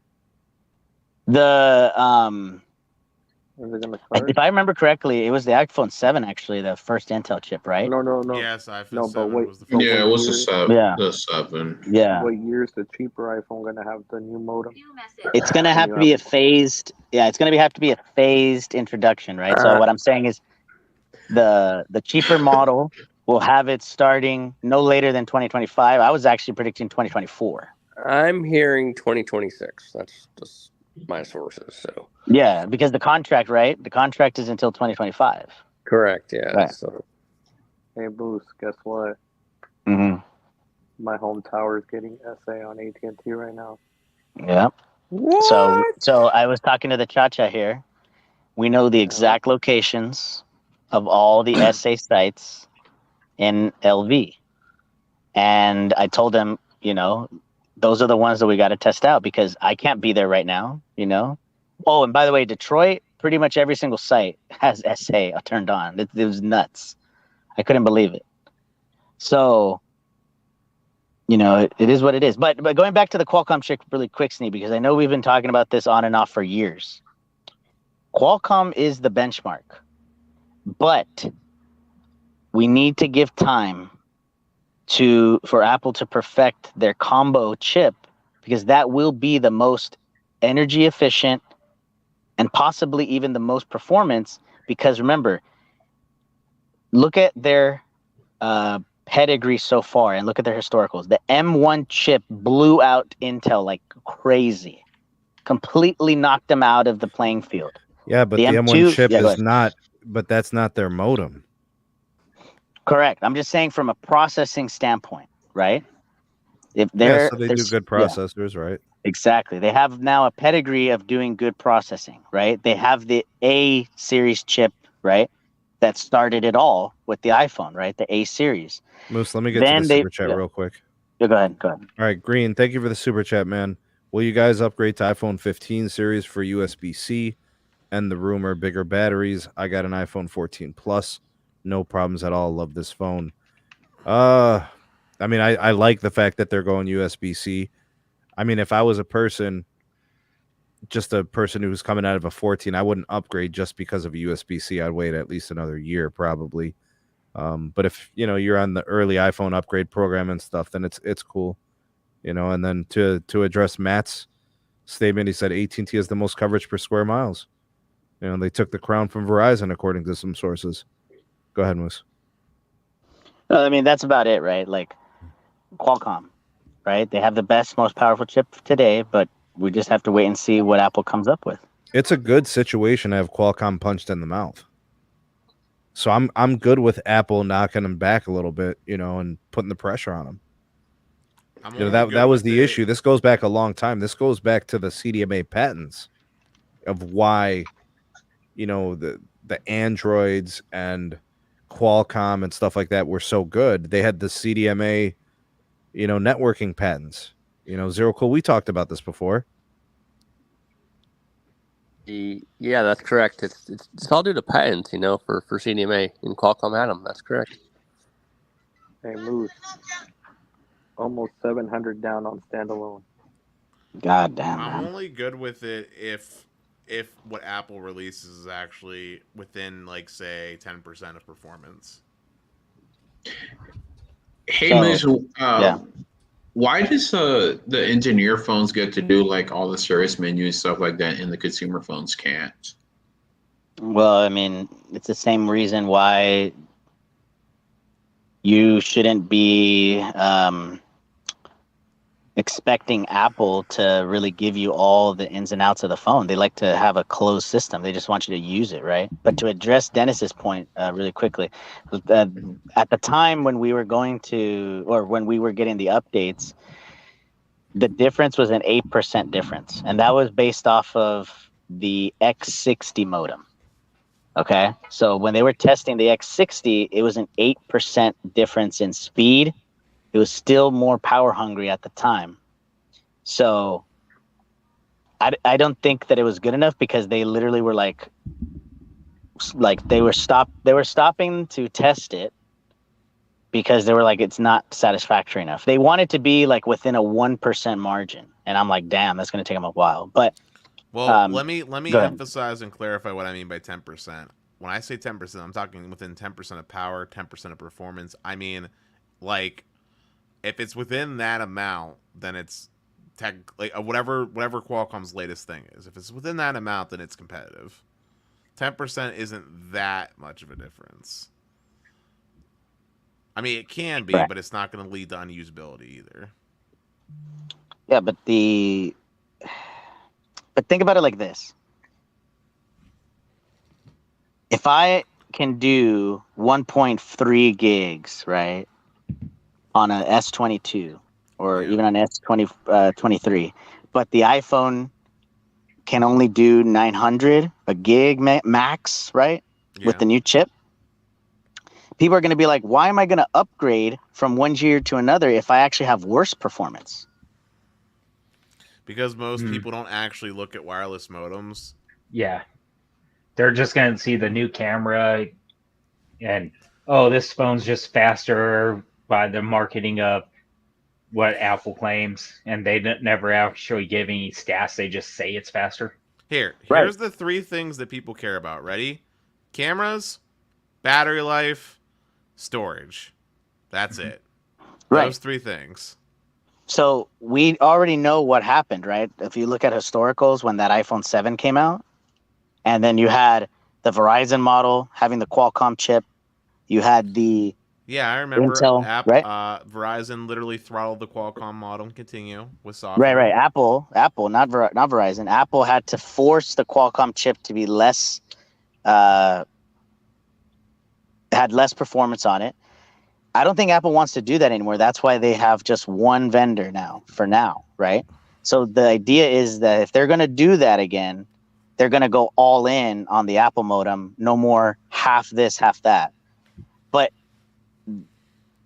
from what our guy on the inside told us back then, they were not going to be satisfied until they get it to that 1% differential between Qualcomm and the Apple modem.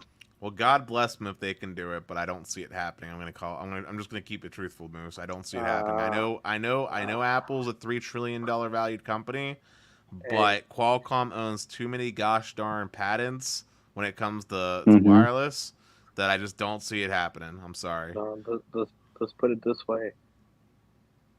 My Connect, from what my Connect told me, they're right now within 5% already. Mm-hmm. And by the way, this is a different Connect from what? Yeah, this is a different Connect than my Connect. This is a totally different, corroborating even higher now, right? We knew 3 years ago that it was an 8% differential. Now, in 3 years, they've gotten down to 5%. So they have 2 more years. Imagine, bro, it's gonna happen. It has to happen. They won't do it if, otherwise. And by the way, Apple doesn't want to have another contract with Qualcomm. That's what my sources were telling me back then. They want to control everything, man. Apple might want to control everything, and Apple might not want to have another contract with Qualcomm, but not having a contract with Qualcomm for modems is a way to shoot yourself in the foot if you're caring about the max performance. True. But it's interesting times, though. Qualcomm would really have to screw the pooch for Apple to actually be able to realistically catch up. They'd have to screw the pooch. So screwed. Oh, God. Like Intel did? Mm-hmm. Well, I would say, let's put it this way, bro. I wouldn't doubt it if Apple, I'd say by the end of next year, bro, has it ready. The latest. Qualcomm would have to pull an Intel on the desktop space and literally make like no improvements, like how Intel did for generations, and AMD just kind of crept up. That's what Qualcomm would have to do. They'd have to stop making improvements, which we're not seeing. They're still making improvements. They got massive R&D into anything RF related, Wi-Fi chips, Right. cellular chips. Like, Right. It's a massive budget that they're putting into there, man. A massive budget. And by the way, we already know the Wi-Fi chip that the iPhone may potentially have, right? It's the newest Broadcom chip for Wi-Fi, which has Wi-Fi 6E. But I don't think that that's really the one that they want to do. That's why they've been delaying it to upgrade it. I think that they want to do a huge contract with Wi-Fi 7. I think that's why Apple is waiting, right, for a much better generation Wi-Fi to put a new chip in there. Because you guys think about it like this from a supply chain perspective, right? They do these massive multi-year contracts, and they're going to say to Broadcom, I want you to supply 100 million units of your Wi-Fi chip, and you have to guarantee that by July of any year, August of any year, I will have 25-40% of what I ordered by then. Because I don't know if you guys have figured this out by now, but the iPhone 15 is already in pre-production today. Mm-hmm. Yeah, it's Okay. been in pre-production Yeah. for like Right. a year. Right. So by now, in August, they're already gearing up, or if not already, the mass production. Right? Yep, and when September comes and they release the iPhone 16, we'll already start pre-production. Well, they would already have they already have the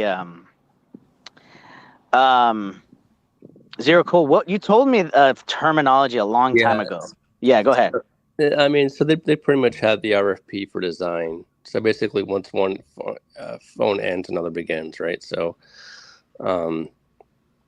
that's pretty much how it goes. They'll have the schematics, they'll have the design, they'll have the telemetry that goes, with it. Yeah. Yeah, and their partners will always start producing the machine tools to get ready for it, yada, yada, yada. Mm-hmm. And then Zero Cool, what was the name of the engineering version of the phone? Like the one that has like not much UI, right? But it has all the hardware already installed on it. Do you remember? You told me a specific name of it. I probably did, and I probably don't remember right now because it's the weekend and my brain. Yeah, no worries.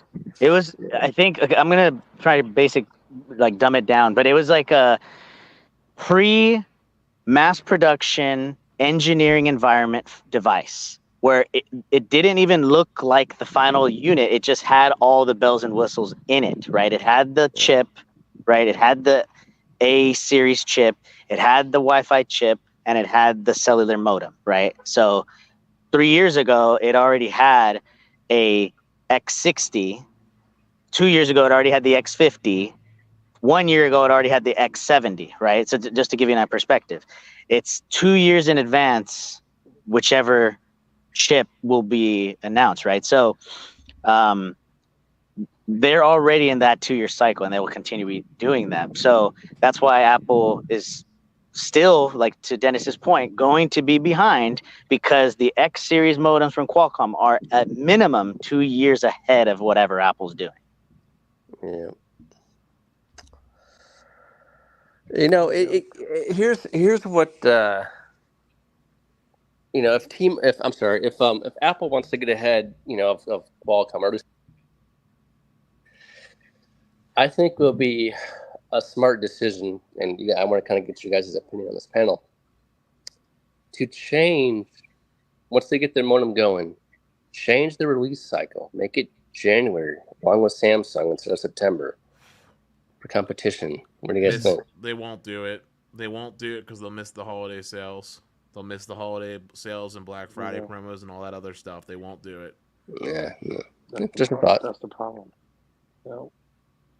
No back to school specials, huh? If Apple did that, their stock would tank instantly by like 10 points. Yeah. Now, one thing they could do, and they've sort of been doing, is they can release like an iPhone SE in the January with the new modem inside. Oh, there we go. Yeah, absolutely. They could do that, but they cannot do it with their flagship phone. That just can't happen.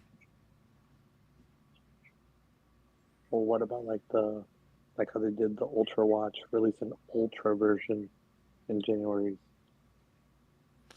Apple wouldn't want to cannibalize their Pro Max sales. Like, they would save that for the September and stuff.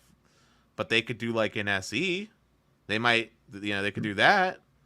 I mean, they always release a special color around that time, but not a whole new phone. And by the way, one of the things that I've been saying, and I said this in one of the podcasts a while back, when the Vision Pro was announced, there's a reason why the modem was not included, like a cellular modem was not included with the Vision Pro in this version 1, right? It's because look at their battery size. That is a dead giveaway, right?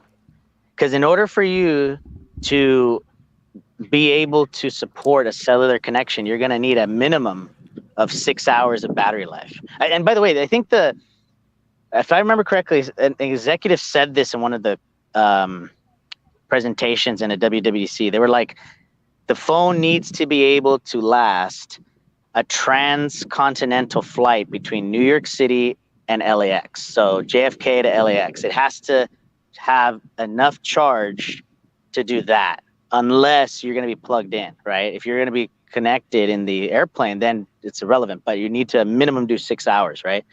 So this thing is only a 2-hour battery life, unless you have a backpack, which I've also theorized is going to be an accessory that Apple is going to be selling, right? That it's going to have a battery pack that will give you at least 24 hours of charge for the Vision Pro. Now, if that's the case, yeah, it's going to be insane, right, Dennis? But again, the Vision Pro is not going to have cellular for the first version of it, right? The flagship version of it.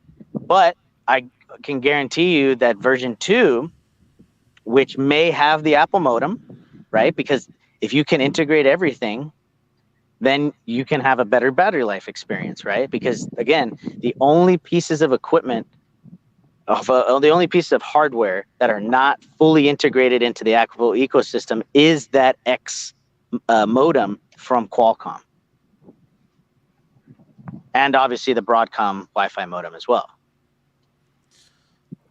Well, guys, we got a super chat here on the panel. Thank you, Green. Appreciate you. It says, theoretically, if you became the CEO of Verizon, what changes would you make to improve the company? I would have better shoes. Mine's easy. One, I would reevaluate how customer service is done. I would look at my current outsourcing partners and try to eliminate them and establish a deeper relationship with just one vendor to be my outsourcing partner. And that outsourcing partner, I would look to try to find someone that has an established team, somewhere ideally in places like Mexico and South America for the Spanish-speaking population in the United States that I primarily serve.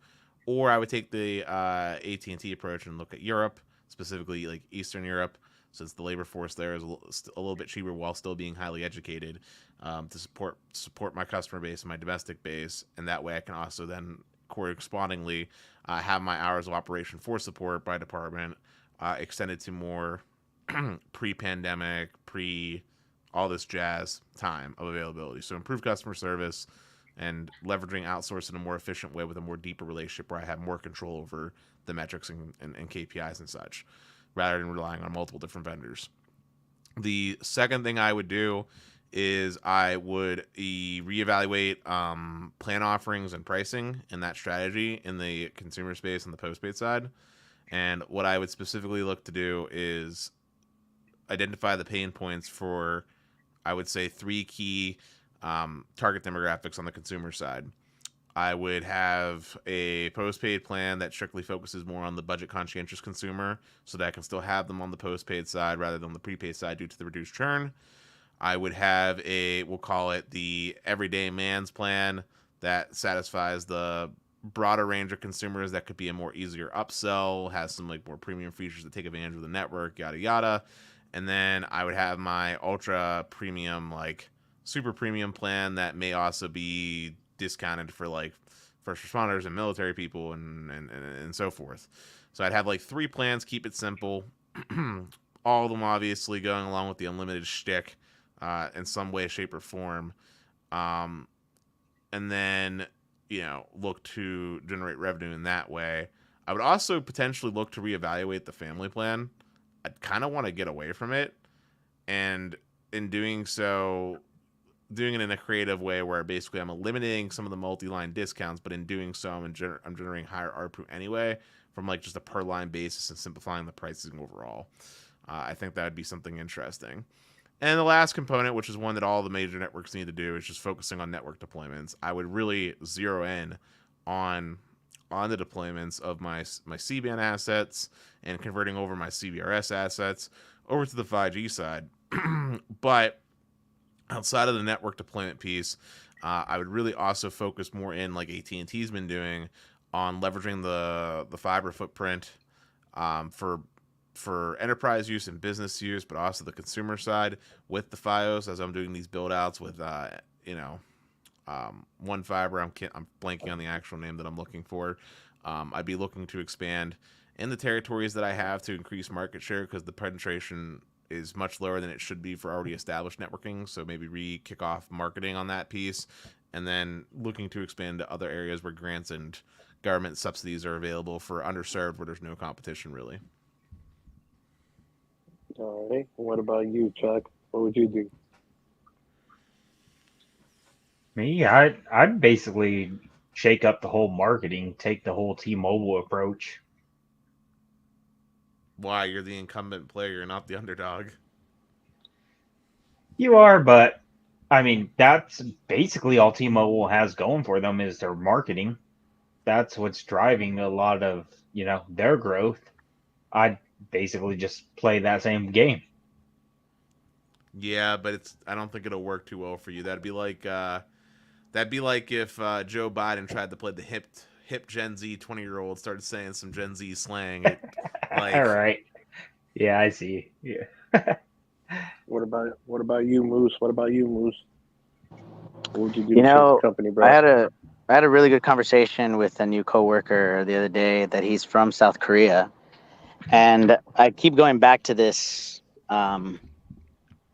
topic. I know we've talked about this a couple times, Dennis, but Verizon to me is always going to be like SKT, right? SK Telecom. Yeah, I'm familiar with them because I used them when I was in Korea. Continue. Right. And, they do very well, the marketing for their consumer base, right? They're not as focused as business to business company as KT is, similarly to like how AT&T is, focused on B2B. However, Verizon here in the United States is also focused on B2B, right? So,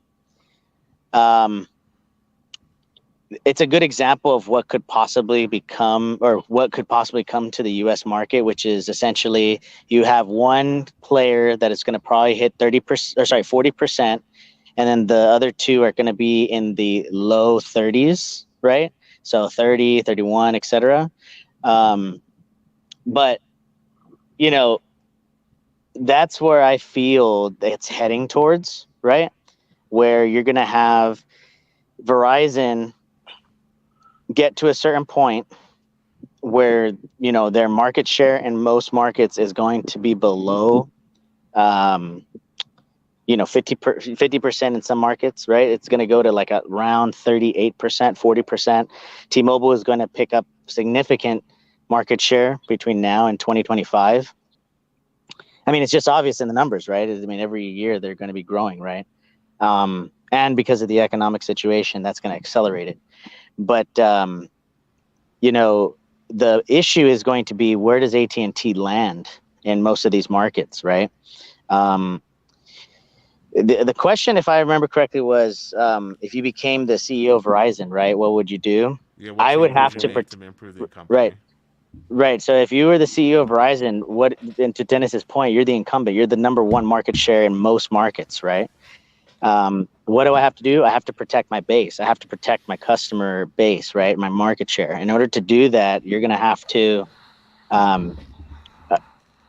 keep your customers happy. And right now, the customer service piece is so bad, right, that whenever somebody has an issue, they basically are told, we don't care about your issue. Pay us the money or else, right? And basically the attitude that Verizon has right now, because of the leadership from Europe, which I don't agree with, the goddamn stiletto shoes for $15,000, and all that stuff. Shit. Yeah, dude, the guy has ridiculous money shoes, man. I don't agree that that's what the American people that pay ridiculously good money for Verizon deserve, right? If they are paying the most expensive on average price point per line, if I was paying that, I would want the best in class customer service, like to Dennis's point. I'd want the best in class service, which I already have in most markets, right? And I would want to consistently have that anywhere I go, right? So consistency, right? That's the model. That's been the motto of Verizon. I have coverage everywhere. I should have coverage everywhere, wherever I need it to. Regardless if it's slow speed, I have it, right? I have the coverage.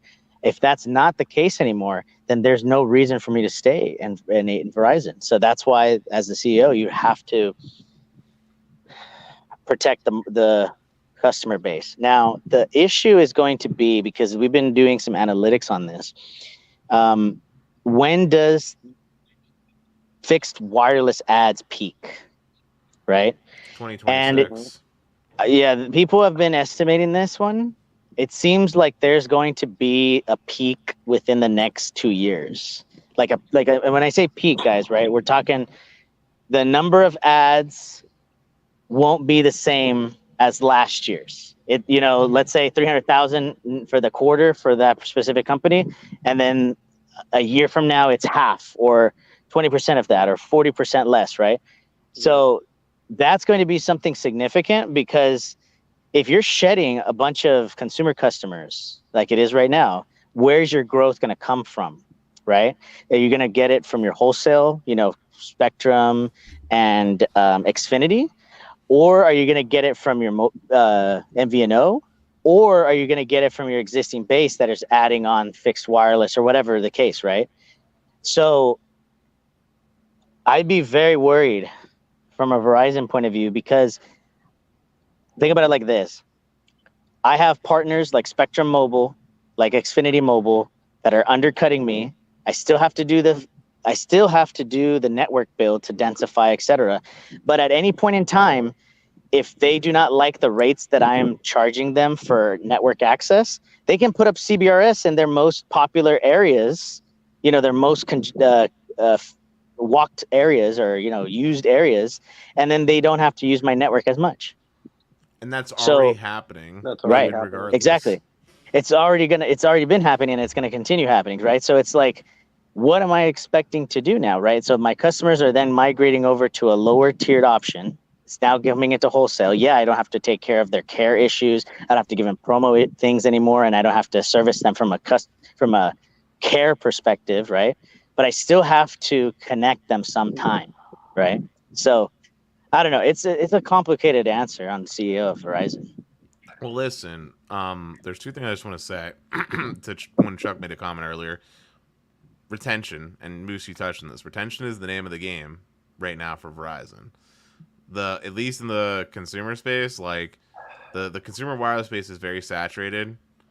The only growth vector there right now is really from immigrants and potentially like international like students and stuff like that. But they're not long term like retained forever customers that Verizon would want on the postpaid side.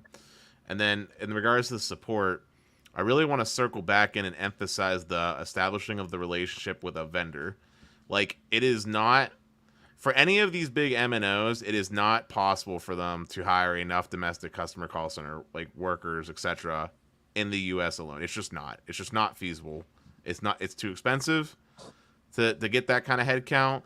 And despite what people think about customer service roles, it requires a certain type of person with certain types of skills, and they're just the labor pool for that skilled labor is just not available in the U.S. alone. So like Verizon needs to deepen a relationship with one particular vendor, preferably one that has employees from maybe like Mexico and South America with some bilingual speakers that can speak various languages, and just get that like relationship super deep where they have like full control, almost to the point where it's almost like they have an internal call center. Heck, if Verizon wanted to go a different route, they could probably have like a spin-off company in Europe and just make their own like call center and just hire directly out of Europe, so they have full control over that, really integrate that experience. And also something that I didn't touch on when I was talking about me as CEO, but we hear a lot of talk about AI, right? AI this, AI that.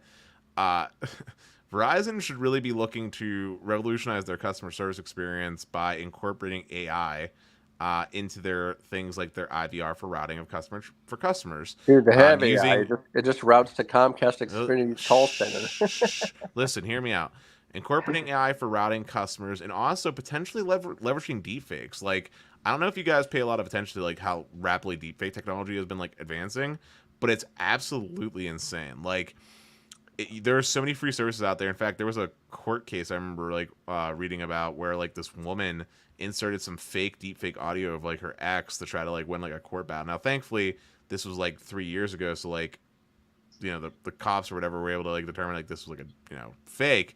But dude, it's gotten so good now. Like, it only takes like a few seconds of a clip to get some really accurate like audio sounding. Like, you can do some deep faking of an agent with like the AI and have the AI respond to most of the tier 1 questions, limiting that, and then you just train some senior tier 2 reps where the AI does some like the discovery and some like the legwork, so that by the time it gets to that tier 2 rep, you can have a more efficient conversation, like actually get their problems resolved, etc., etc., etc. Like, there's some things that could be done here to like revolutionize that customer service experience. Obviously, it would require R&D. Obviously, it would require a deeper level thought about integrations.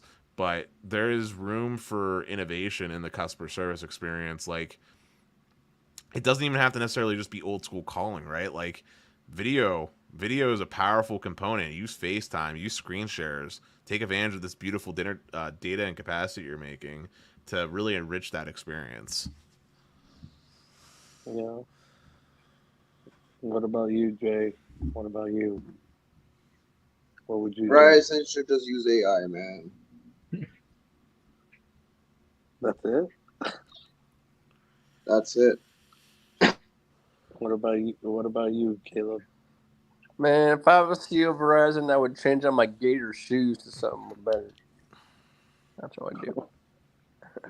If I was the CEO of Verizon, I would go on a nice 1-year vacation and just let the company keep doing what it's doing. How about this? If I was the CEO of Verizon, I would have bought out T-Mobile.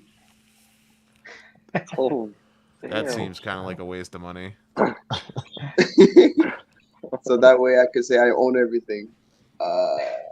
Have fun with that. Have fun with that antitrust lawsuit against you.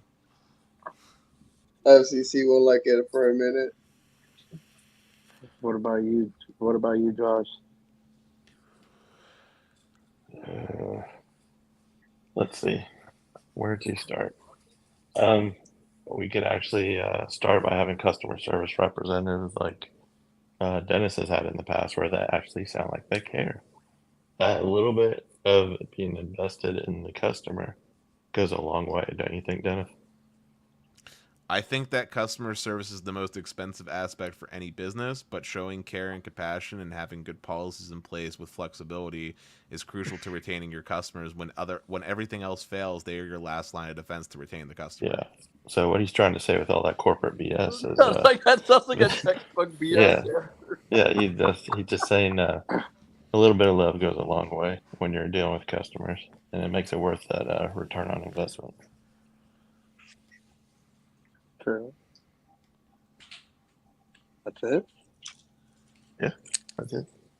Wow. Oh, and don't outsource. Good Lord, people, don't outsource. I disagree with you hard on the outsourcing. Outsourcing doesn't equal bad depending on how it's done. But because I one of my best experiences, I was telling Carlos about this. One of my best experiences I've had with AT&T was when I called someone that was in like the UK or something, the customer service rep. I told Carlos about it.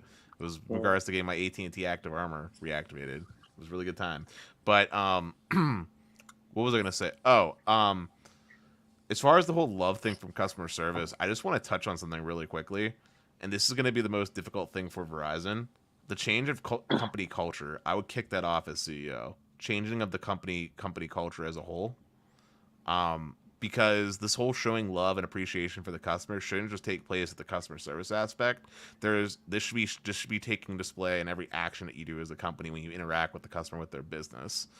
Making the process easy for taking their money.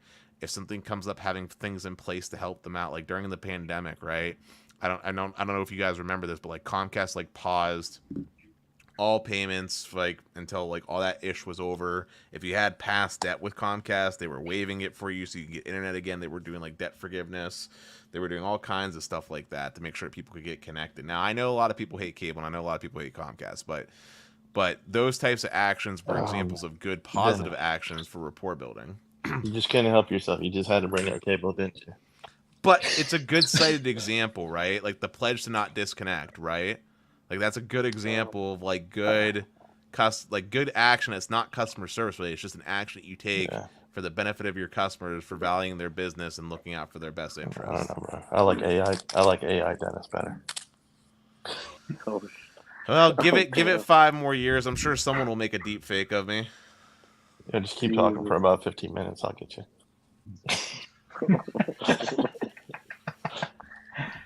Oh, damn. Wow. Interesting. Yeah, bro. The only thing I would do, bro, is customer service. That's for sure has to change.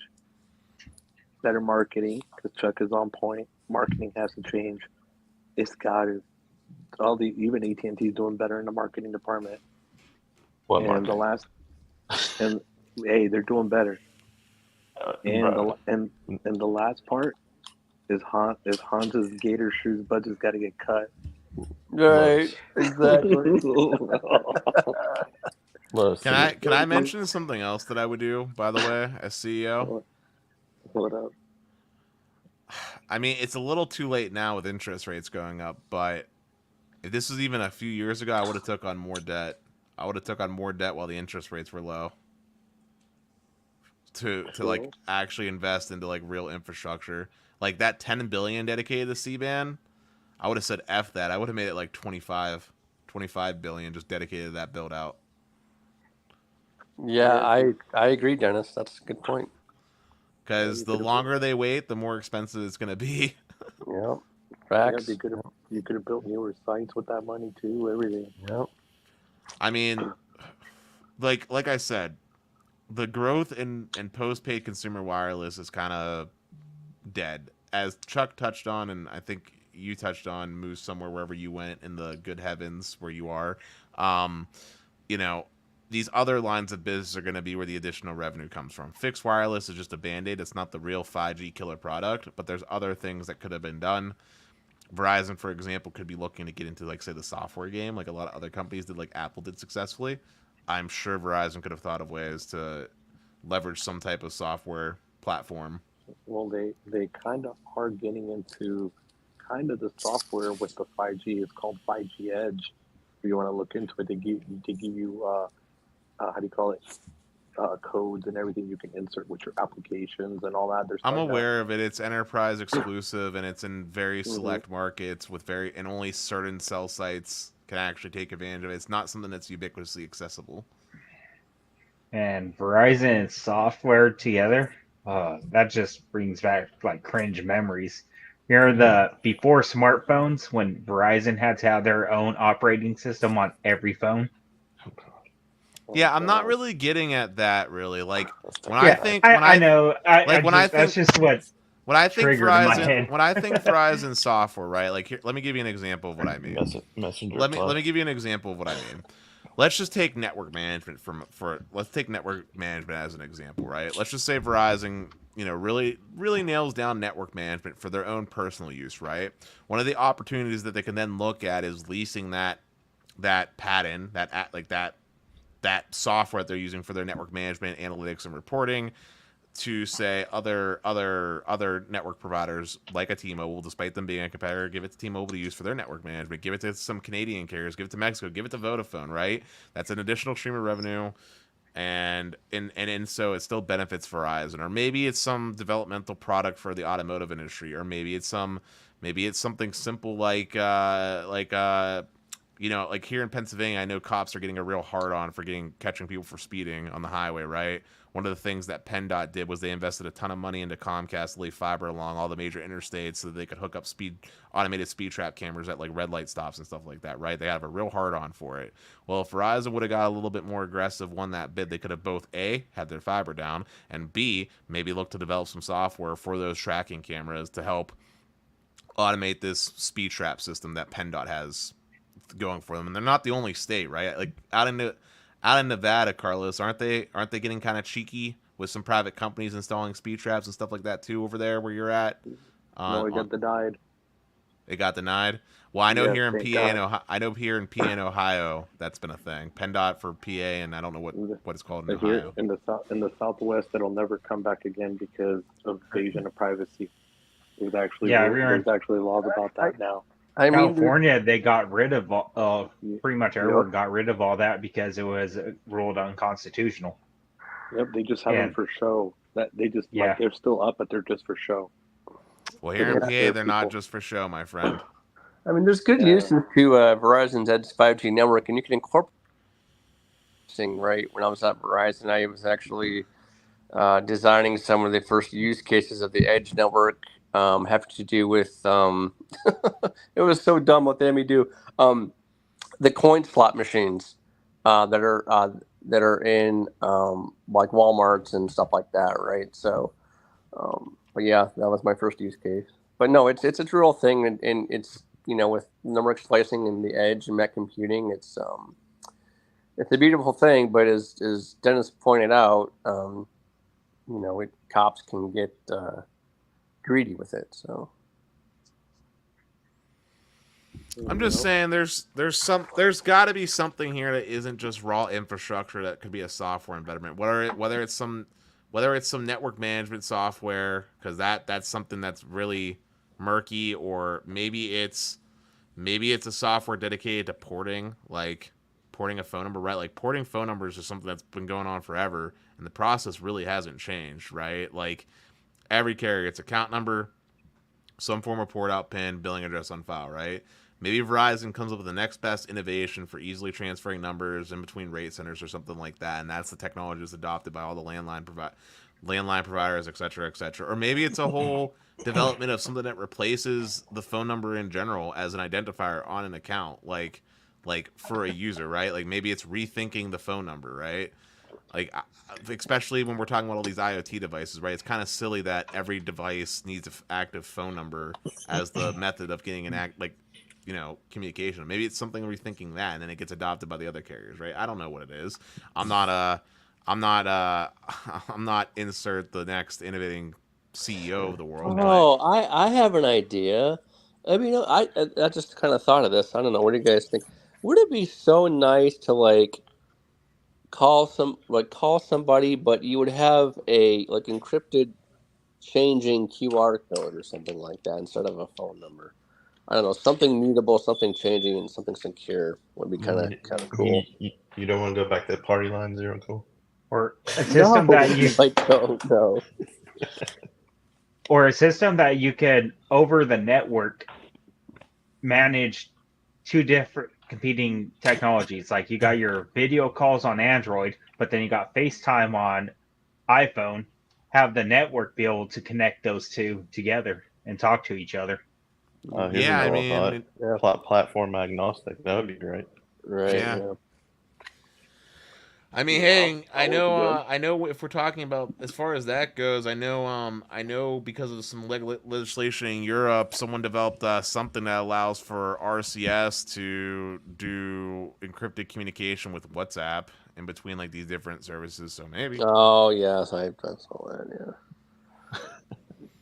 But I was thinking more of rethinking how we're doing Internet of Things, right? Like, why does every Internet of Things device need a phone number? Why can't it Like just be just like active? a killer app. Some ID or something. Yeah. Oh, have like a new form of identity Right. for a handshaking between.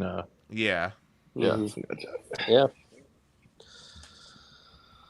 Or I don't know. I mean, there's other things like I don't know. I'm sure there's other things, right? Like maybe it's like I really can't think of anything at the moment. Like You know what I would really love, being an international traveler, simpler ways to call somebody in another country. Yeah, you know, it's actually crazy. All of our calls are VoIP based, right?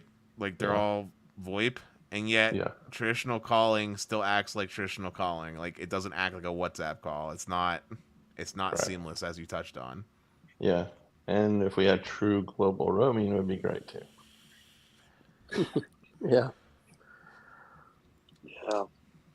The dream. Well, the dream. if you want true global roaming, have you been paying attention to Peter Ayrton's Twitter with Global X? Bro, I'm too busy working. I don't have time for that. Tell me. Come on. Well, I mean, one of the promises that Peter Ayrton's talking about for like next stage of Mobile X is like he calls it Global X. Basically, it's just that international roam, like global international roaming. Like you have Mobile X, you want to go to insert country, and just keep using your phone, just pays from your data for your data bank. Well, then it comes down to cost, doesn't it? Well, you'd be just paying the $2.10 per gig. It'd just be like the same. Oh, you say $2.10 a gig? Yeah, I mean that's what the custom access plans cost. That's a good model. That's actually not bad. I was gonna say what, $2.10 too expensive? Heck, that's pretty cheap. No, that's pretty damn cheap. I mean, darn cheap. For travelers, yeah, it's a good plan. T-Mobile customer is going to say that's too expensive. It has to be 99 cents a gig. Well, I mean, they can keep their 128 kilobit per second throttled data that routes back to the U.S. and has like 1,000 ping, 2,000 ping when they're in South Korea. Well, before we got unlimited plans back, we were paying like $10 a gig on these plans locally. I mean, have you ever tried buying a travel pass? 1 gig is like $25 on T-Mobile high-speed data. Wait. So does this Adderton X thing, is it like what you would have the premium speeds here in the United States if they're capable of it over there? Yeah. I mean, it's not out yet. Nice. It's not out yet. He's just talking about it. So it's not like $2.10 for like 3G speeds then? No. It'd be for like full speeds. I mean, I mean, he must have some pretty dang good roaming agreements. That's what I'm saying. Yeah, because like if you think about it, the charge of cost of calling, because the native carriers in those other countries, they have to charge Mobile X, right? And then Mobile X just say, oh, it's $2.10. Like, I mean, he's got to make money off that somehow. So was it through advertising, or how does he make money off the global roaming? Yeah, and he has to scratch their back. Data rates depending on country are cheaper in like Europe and stuff than they are here in the US. That's actually true. That's only if you're a traveler coming to the US though. No, it's true. If you're overseas, like data is significantly cheaper over there, but that's because they have a different model of how they do things over there. No, but what I'm trying to touch on here is like if you think AT&T is paying what they're charging you as a customer, you're silly. Like AT&T, let's just take an example. Let's just say AT&T is roaming in let's use the UK for example. They're roaming on 3. I'm just using this as an example. AT&T is charging you $10 per day if you're on a leader premium for unlimited, right? Yeah. As far as what they're actually paying for like a gig of data, it's probably something along the lines of like quarter of that, like 30 cents. Yeah. Probably like 30 cents a gig, probably.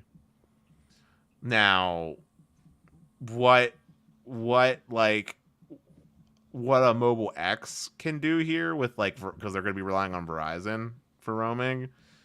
I don't know what Verizon's roaming deals are, but I have to imagine that he wouldn't offer it if it didn't make money, right? Like, who goes out there just to lose money? He might be doing it might be break even, right? It might be break even or some tight margins, but rumor has it that Verizon's been working overseas for years to establish a better global roaming situation. So it might not be that far fetched. So if he's just paying for network access from Verizon, he's just paying, he's paying like a wholesale from Verizon roaming rates, pretty much at that point. I mean, look, Correct. US Mobile was able to offer some form of international roaming, so it's not a stretch to think Mobile X could do it. And plus, Peter Adderton and Boost are originally based out of Australia, so who's to say he doesn't have something planned? Who knows? Like I said, it's not out yet. It's just on his Twitter. So. Well, wait a minute. Will it roam to Planet Zorb? Interesting.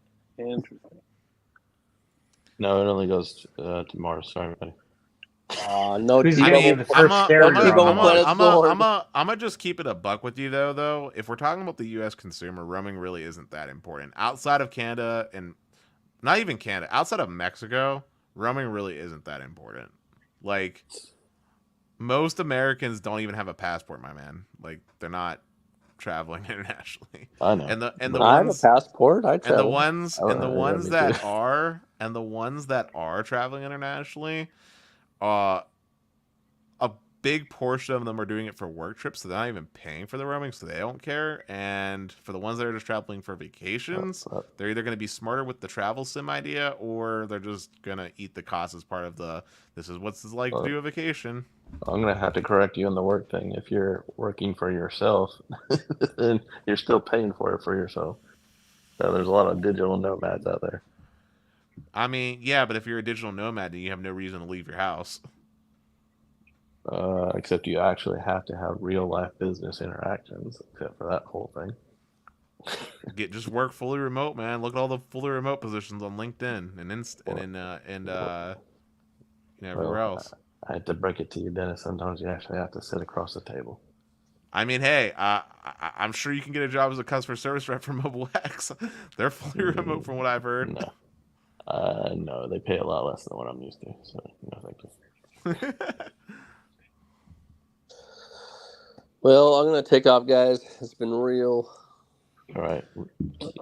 Don't forget to check. All right. Have fun on Planet Zorb, okay? I will. Have fun, Lyrical. Thanks, guys. We're gonna get ready to kind of call this, bro. I got some stuff I gotta get going. That's fine. See you guys. All right, guys. Thank you for joining us on the podcast. Appreciate y'all. We appreciate everybody that donated to Sneed.